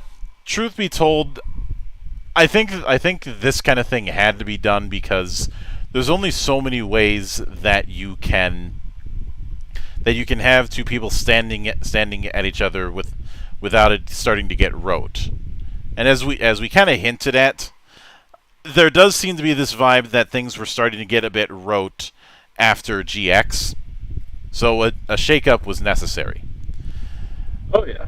Where the reason why I think even with that ridiculousness that it still managed to succeed is the fact that so much of world building was leaning into this concept of a D-wheeler. Mm-hmm. Oh yeah. And I will admit that for me, 5Ds was the first time I had seen a series completely subbed, and I do consider. I know it's a moot point, but I do strongly consider the subbed version to be superior, especially since it actually finished, unlike the dubbed version, which cut out the last arc. Fuck you, 4Kids. Mm-hmm. I think that was when 4Kids kind of fucked themselves with the whole lawsuit, and that's kind of led to a lot of problems because during near the end of 5D's run, 4Kids got themselves into some severely hot water, but came out on top somehow with Nihon Ad Systems and a few others regarding their ownership of the Yu-Gi-Oh license, where they basically had to go to court because they were giving away merchandising rights without NAS's and Konami's authorization. However, the way the contract was written, they had permission, they had full rights to do so. Thus, when they went to court, 4K actually won. And now pretty much have permanent ownership over the Yu-Gi-Oh franchise, regardless of whether or not NAS likes it or not. Mm-hmm. And that has led to some problems. One of them mainly being GX and 5D's dubs were never fucking finished. Yeah. Also in the fact that basically Yu-Gi-Oh! Is about the only thing that's keeping 4K media alive at this point. You ain't wrong, folks. I suppose that's the reason why they decided to do that big brain stunt against Seth Zintach, which, short version on it, in his review of Heroes of Might and Magic 5, which was a pretty good video on his part, he ended up making a joke that used the opening theme from the original Yu-Gi-Oh, and here was the thing that was funny. They blocked the video in 221 different countries, and then at the same time had it copyright claimed. So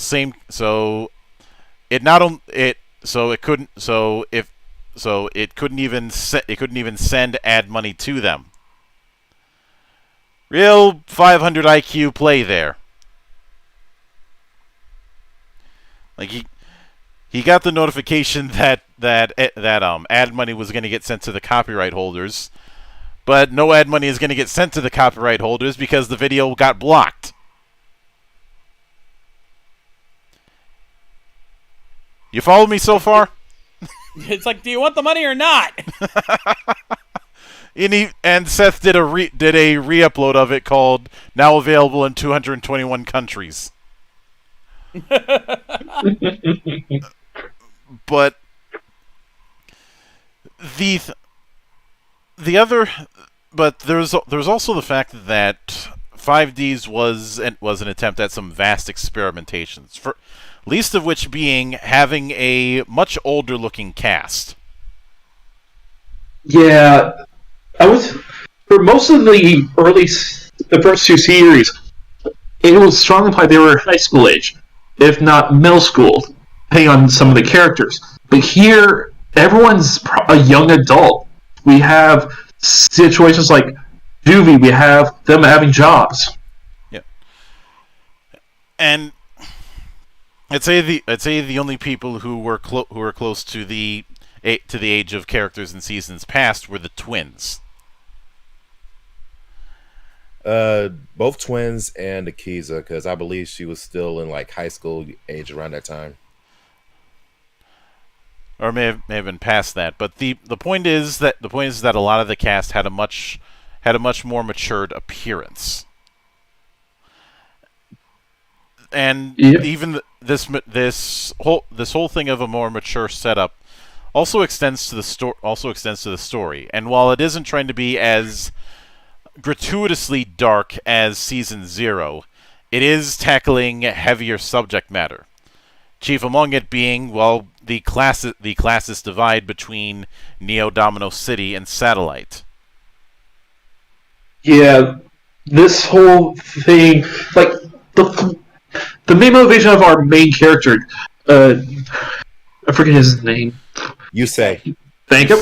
For Yusei, he is trying to support the people in Satellite, and it's impoverished. And Jack Atlas, our Kaiba of this whole thing, at least at the beginning, he basically does what he could to get out of there. So because he dreamed of having the good life. Yeah, I would say I would actually go. The nickname that I had given Jack Atlas around this time was "Goddamn Jack Atlas." But in a lot of ways, I consider of this particular trilogy, I consider him to be the best rival character that the series had up to this point.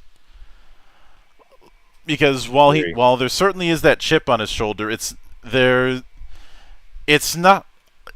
clear that the king persona that he had been presenting up until that point was a front. Especially because it's very easy to look at it as him just being an underhanded snake early on, but once you get the bigger picture, you realize that both Yusei and Jack had gone through some shit even before the series had started. Yeah. And I'd say the other aspect when it comes to this sort of maturity is the fact that Yusei he's certainly confident, but he is far from the level of energy that someone like Judai was. Mm-hmm. If anything, he's far more stoic. Like he has his moments, but I would say the more thing I would say more level-headed. Mm-hmm. Because there are still a lot of situations where he will jump right in. But then again, like considering that the position he is in the story, it would make sense. But he thinks things more through with it. I would say to an extent the episode where he had to do a duel in the jail, like the facility. Yeah. Yep. Like that one alone, like that one always sticks out in my mind as like early one because like he does have to give the passion. He motivates all the inmates to give up a card for them because in this facility they can't duel. But they're able to give up whatever card they're able to sneak in, and he wins basically his freedom, which I don't think the others would be able to do as easy, especially going through all the shock therapy he was going through in that duel. Let's not forget that because of this divide between Neo Domino and Satellite, anybody in Satellite was either born there or got put there and had a permanent marker that is going to constantly track their position because of some crime that they committed. Mm-hmm. They even did it on children too. Mm-hmm. And that, and because, but we're the peak of the storytelling style that we see with 5Ds was the Earthbound Immortals, and just the whole thing with the Dark Signers, since all of them are not really all as villainous as we've had with villains in previous series. In fact, if anything, the Dark Signers are essentially tools that are being manipulated. The chief among them, and I don't recall his dub name, so you'll have to excuse me on this, is Kiryu. Callan Kessler. The guy who was essentially the glue that held him and Jack together, and he was the one who had the biggest grudge against Yusei because he had believed that he had ratted him out, and was solely to blame for rotting in prison. And all of the other Dark Signers had this motif of the sins of the past coming back in some form. But I'd say for me one of the standouts was the arc that Izayoi Aki had. I know that the dub name is Akiza, but this was the first time that I saw the sub first, so old habits die hard, damn it. I'll let you know that. And just the stuff that she had gone through with having to deal with a gift that was isolating her, even though what amounts to psychics and psychic dueling is one of those things that's kind of hand wavy. I think focusing on that is kind of missing the point. The point is that this is someone who was far more troubled than even somebody like Mai.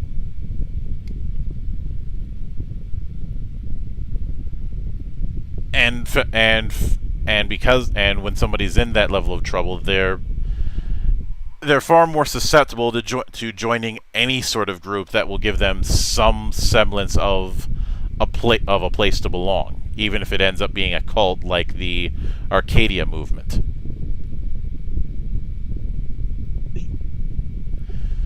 Whose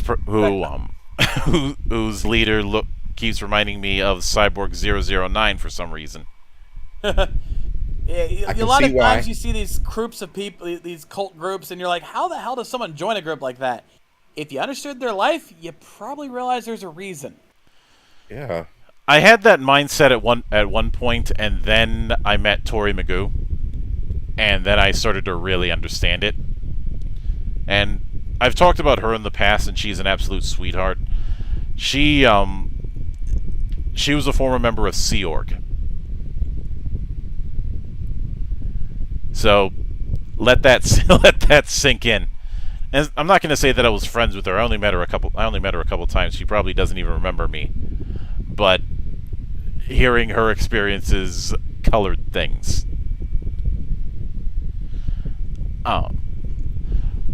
But I will say, as nice as the Dark Signer arc was,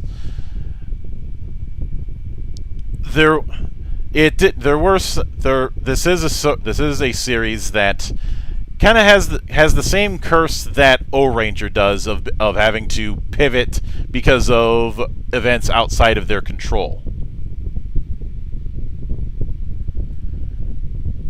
And I think I know what you're talking about. Yeah, for those who don't know, and the voice actress for one of the big story beats was that several members of Domino City, including Godwin, who looks way too much like Zigmar from Scryed, were members of a secret society called I believe it was Yggdrasil. And the idea was that they had a hand in certain events behind the scenes and all that. You know, typical Illuminati adjacent stuff. Well, they had to pivot into time travel because Carly's original voice actress was involved in a major scandal with a cult. So that kind of put the kibosh on that particular plan. And that's why I make the O-Ranger analogy, because, well, you already know the story with that, Shades. Since I know we have a few people who aren't as familiar with what was going on in Japan at that time, you mind giving the skinny on the O-Ranger incident? Oh, fuck, my memory's a little faded on that, honestly.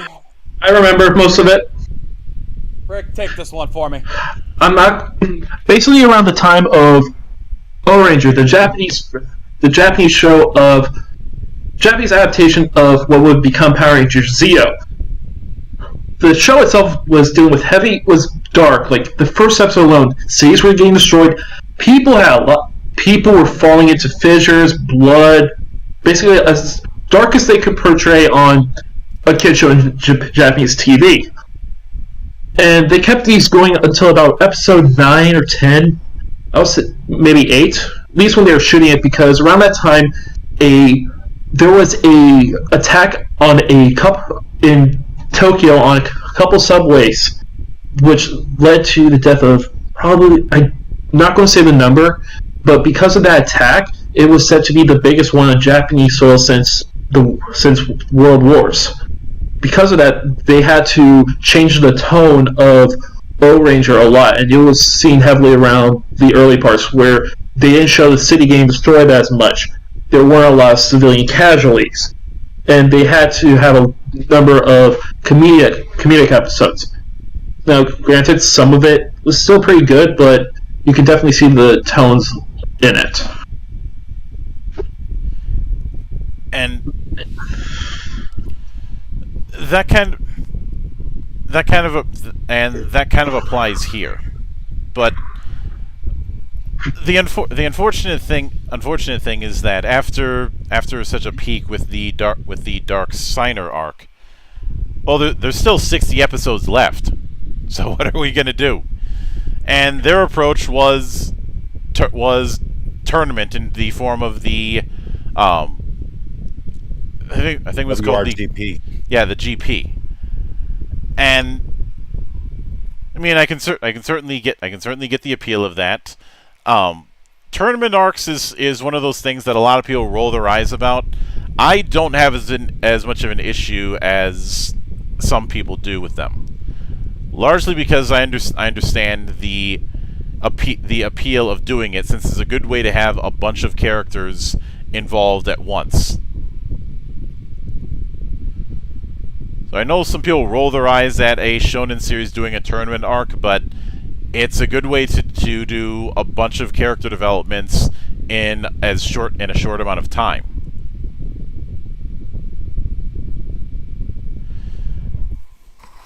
But if I'm being honest, the format for the GP was both a strength and a weakness.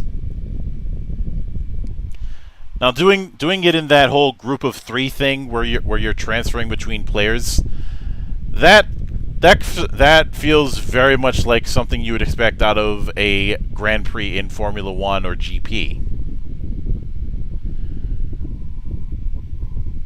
But because of the way that it's set up, you kind of have a bit of Goku syndrome, where you have to focus so much on Team 5Ds that you're not able to get the opportunity to have other characters show their stuff. And Izayoi got it the worst. Unfortunately.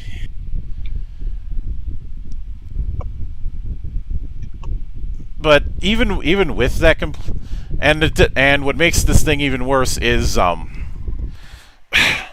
look. A note to writers: only use time travel as an absolute last resort. Can we agree on that at least? Please? Yes.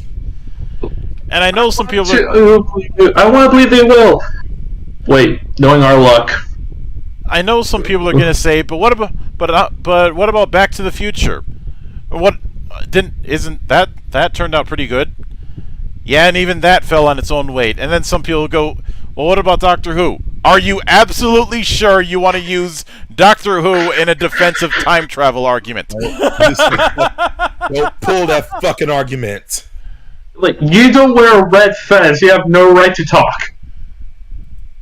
Doctor Who has bent time over and fucked it up the ass so hard, it's got a gape. Trust me, you ain't gonna be able to use that one as an argument. Don't get me wrong, I like Doctor Who, although anyone who calls me a Whovian is going to get suplexed. But the big reason why I have the attitude of only use time travel when you absolutely have to is the fact that time travel more often than not creates more problems than it solves.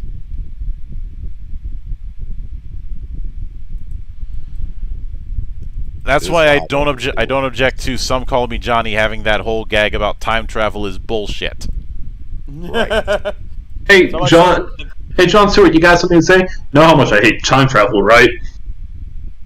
Oh, since you brought it up, I know I've got that one saved. Here, no, don't I have that one? Well, fuck me. Oh, shit. That's when I had that button saved. I have that button somewhere. I have that Johnny button.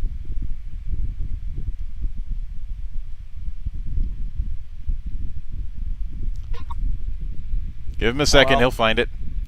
No, I'm not going through that trouble. It's taking too long, but I know I had it. Yeah. So let's not say we did. And the idea of using time travel in this particular sense of synchro summoning, creating this singularity point. I understand the intent. People from a dark future trying to undo it, i.e. what we saw in the Cell Saga in DBZ, and what we saw with Terminator. But the problem that you end up having is if you can pull up, unless you make very clear about the rules and restrictions with your time travel. There's some uncomfortable questions that even a kid is going to ask. Like if D energy is the reason why things ended up going to shit in your future, what's stopping you from showing up at Godwin's place and going, "Hey, best not to fuck around with this dual energy thing. Bye."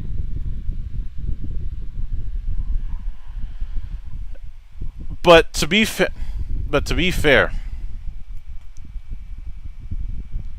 I think it is a case of being put in a corner. especially since midway through the Dark Signer arc, Takahashi started to take a more backseat role.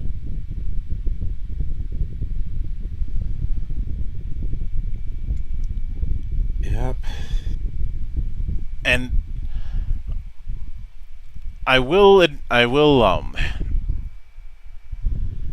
that even with the flaws, I think the best reason that 5Ds has the reputation it does is not just the strength of character as well as the strength of world. We had a bit of an attempt of world building with GX with Duel Academy, but it started to get a little bit comic book-y, and I realized the irony of me saying that about something based on a manga. But we get where you're coming from. It seems almost too perfect. Well, in the world of, let's say, 5Ds, it took time to establish a lot of good and bad within it. Like, there was a lot of stuff that was developed, but we also learned a lot of the consequences of it, where we never really got that with GX. Mm-hmm. Like, I think the closest we got in some way, I think, was partially the relationship between the academies, and then when we find one of the best students when they graduate, we kind of see like they don't succeed as you expect, but even then, it wasn't much. 5Ds, we see a lot of, okay, this happened, here's what happened. Oh, and they try to be different. Well, this happened, but it's shown enough, and there's a lot of reasons behind it that it was explained. Yeah. Now, what I do find interesting is to pivot off of the anime. I'd like to spend the last bit talking a bit about some of the game adaptations, because there was some interesting variety, especially in the 6th generation. Yeah, though I should say, if we're going to talk about the games, we should go ahead and knock this out of the way now, that a lot of the games were based on the main card game and the anime storyline. We're going to go ahead and throw those off to the side, because why bother? We've already been talking about that for the last couple of hours. Yeah. But admittedly, there were some early signs of trying to branch away from playing the game straight. The Forbidden Memories is a good example of this, because of the almost Constellation like rock paper scissors thing the game was trying to go for, as well as the fact that fusions were something you didn't need polymerization for. You could fuse anytime.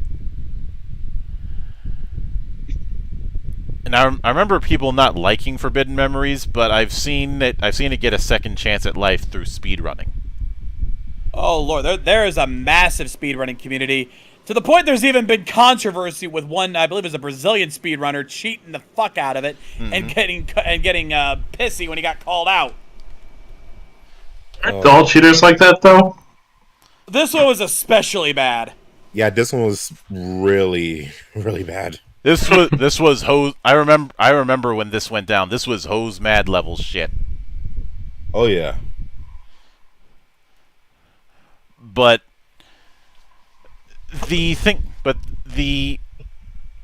one of the big ones that instantly comes to mind for me when it comes to branching away from the way the card game would play is Duelist of the Roses. Essentially taking the cast of Yu-Gi-Oh and putting them in the shoes of characters of the War of the Roses,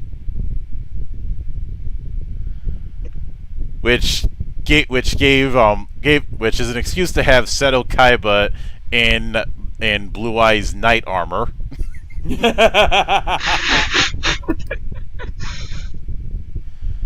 But it turned the monsters into the components for a tactics RPG, essentially.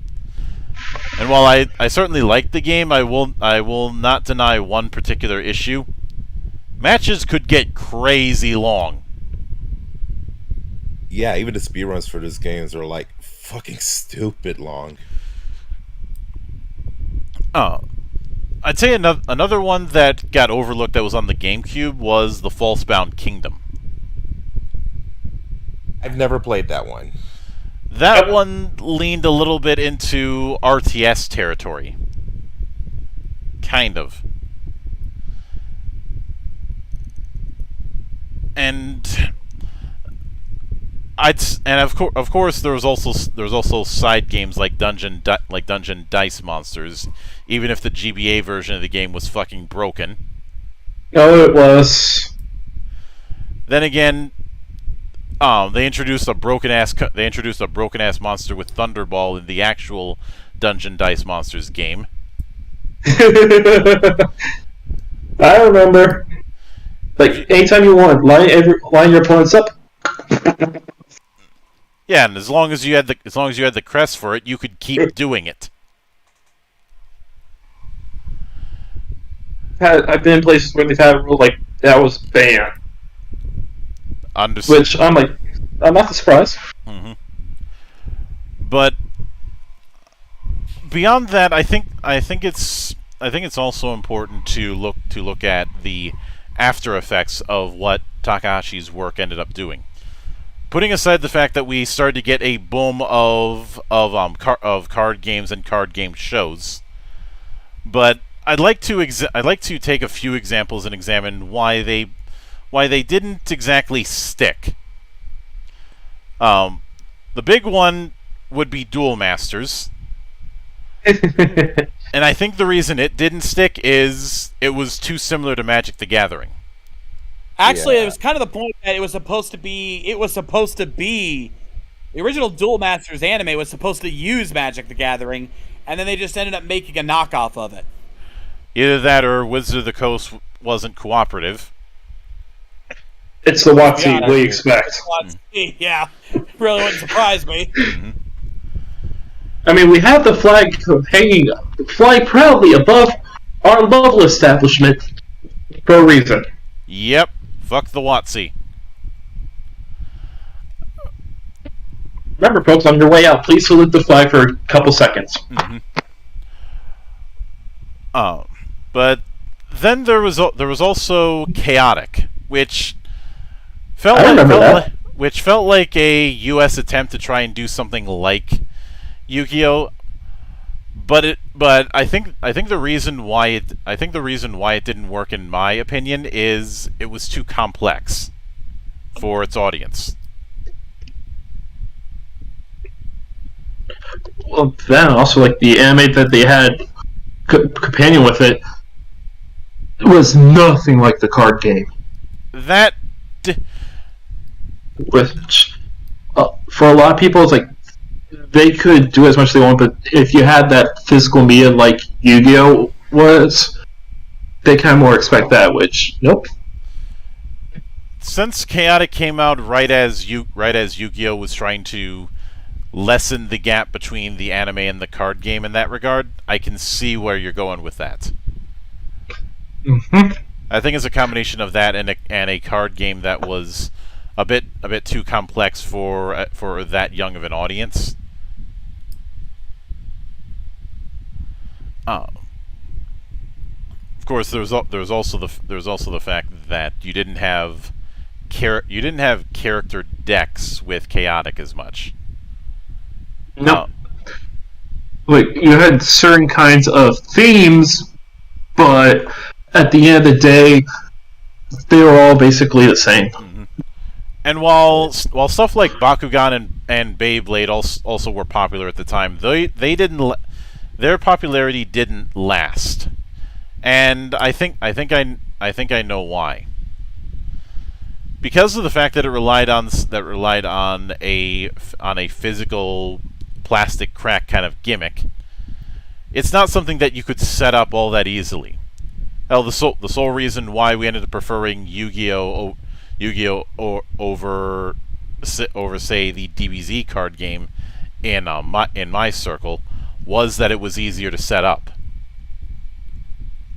I would say, like, Yu-Gi-Oh! I mean, with Beyblade and Bakugan, of the two, Beyblade was played more, but that was just because at the end, you just needed some kind of cage for them, and you just let them go. So we've used sleds, we've used bowls, anything to do it. So there's that, but it still faded quickly because at the end of the day, with those type with that, the main attraction for it is you have these plastic items hitting each other. Eventually, they're wearing down, and sometimes parents don't want to go out and buy another one just for you to basically destroy.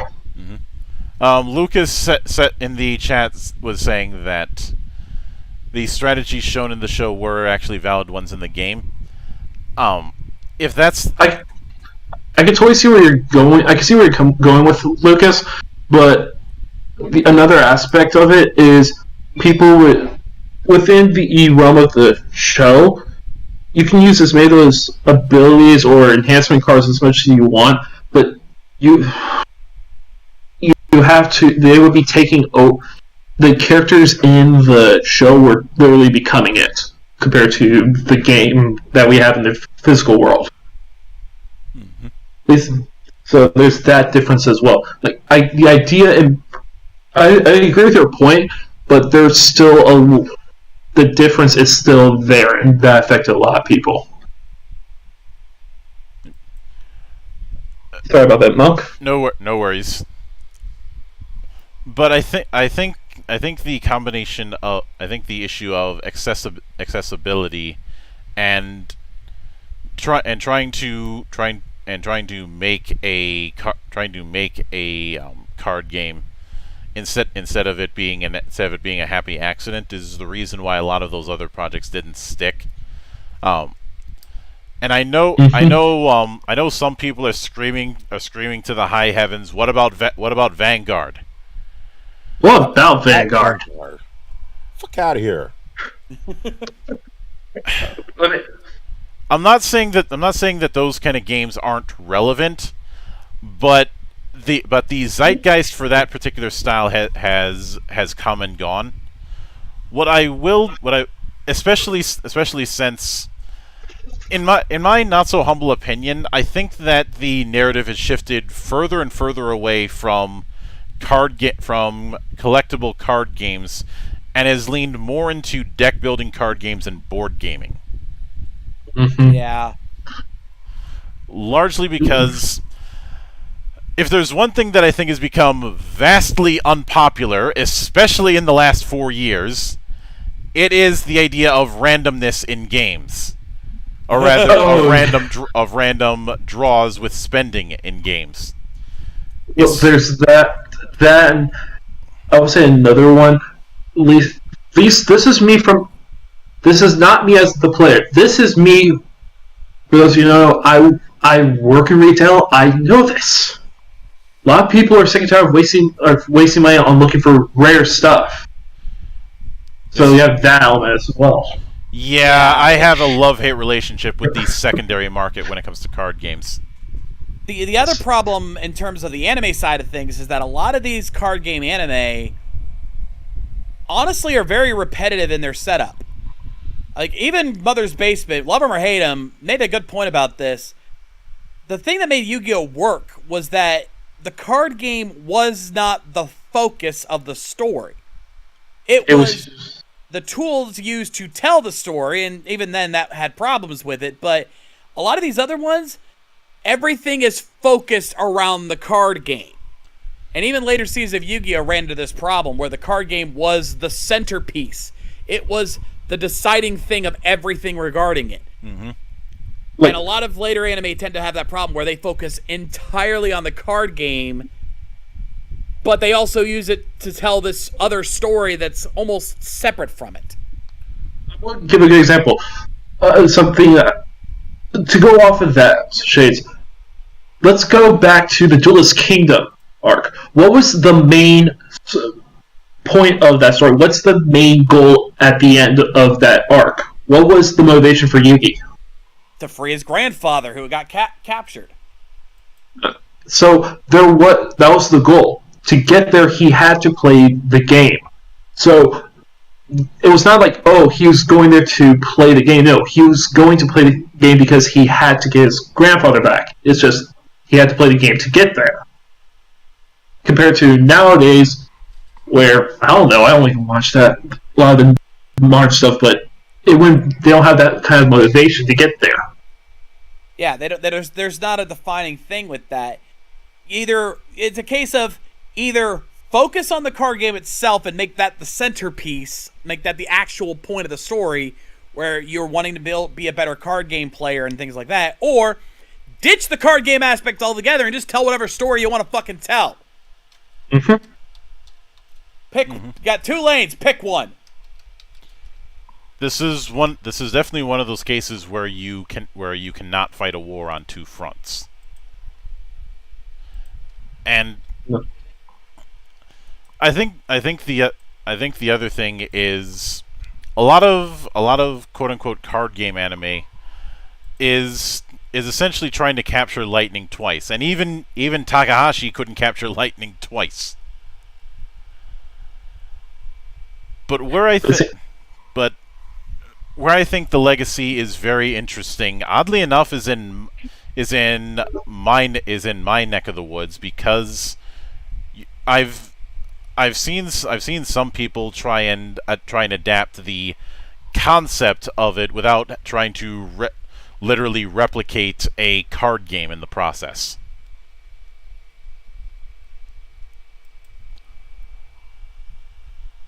Which I think is the way to go for something like this. But even with that, there'll still be people who will take strong inspiration from what came before, and it's that I'm always going to find interesting, because that's where the legacy is really going to be, is in people having a love for games and how games can bring people together. Which, well, given what I do on this channel, it's no surprise that I'm all for that particular mantra. Heck, like, going back to, like, the first episode of it of Yu-Gi-Oh! To explain, like, what actually came out. And when we first meet Joey, he was a bully, but he faced Yugi with a deck full of monsters, and that was the basic ground foundation for their friendship, which nowadays is I would say one of the best ones in there. I'd say maybe of their era, one of the top 10. But it started because they were just playing a game, and that's all there was to it. Yeah. And I wanted to use that as a coda, because at the end of the day, this whole franchise was born out of a love for games. And I think that same love you're gonna see in indie projects for quite a while to come. And it's certainly a frontier that I'm going to be exploring it as time goes on. Hell, that's the sole reason I ended up making my channel to begin with, was exploring horizons. Yeah. But I do think we've exhausted the point over the last 2.5 hours. And I don't have a eulogy, and I'm not going to ask Zan to write one up. So I'll simply say that that I look forward to seeing what's coming out of people who take inspiration from Takahashi's work. I know some people are questioning about how the legacy is going to be respected with all the Konami stuff, but they haven't fucked up Duel Links so far. Keyword so far. Not Duel Links, Master Duel, and even if And even if they do, there are ways to play Yu-Gi-Oh online that don't involve their particular format. There's so many different fan games out there.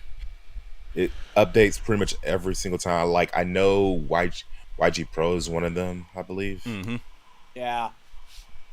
So, even if worse comes to worse, there are options, and there are other people who will carry on that tradition. And worse comes to worse, there's always options of making your own cards, because Magic Set Editor has been a thing since I was in high school, and it still works. Yep. I'll be honest, I've made a few myself. Mm-hmm. Same. So that will do it for this special episode of GeekWatch. Tomorrow, Zan and I will be continuing our look through Emberwind in the Valley of the Judged, and this Sunday will be the return of the Pick 5 challenge. But until then, on behalf of the good brothers present and not present, my name is Mildra. I am your gaming monk.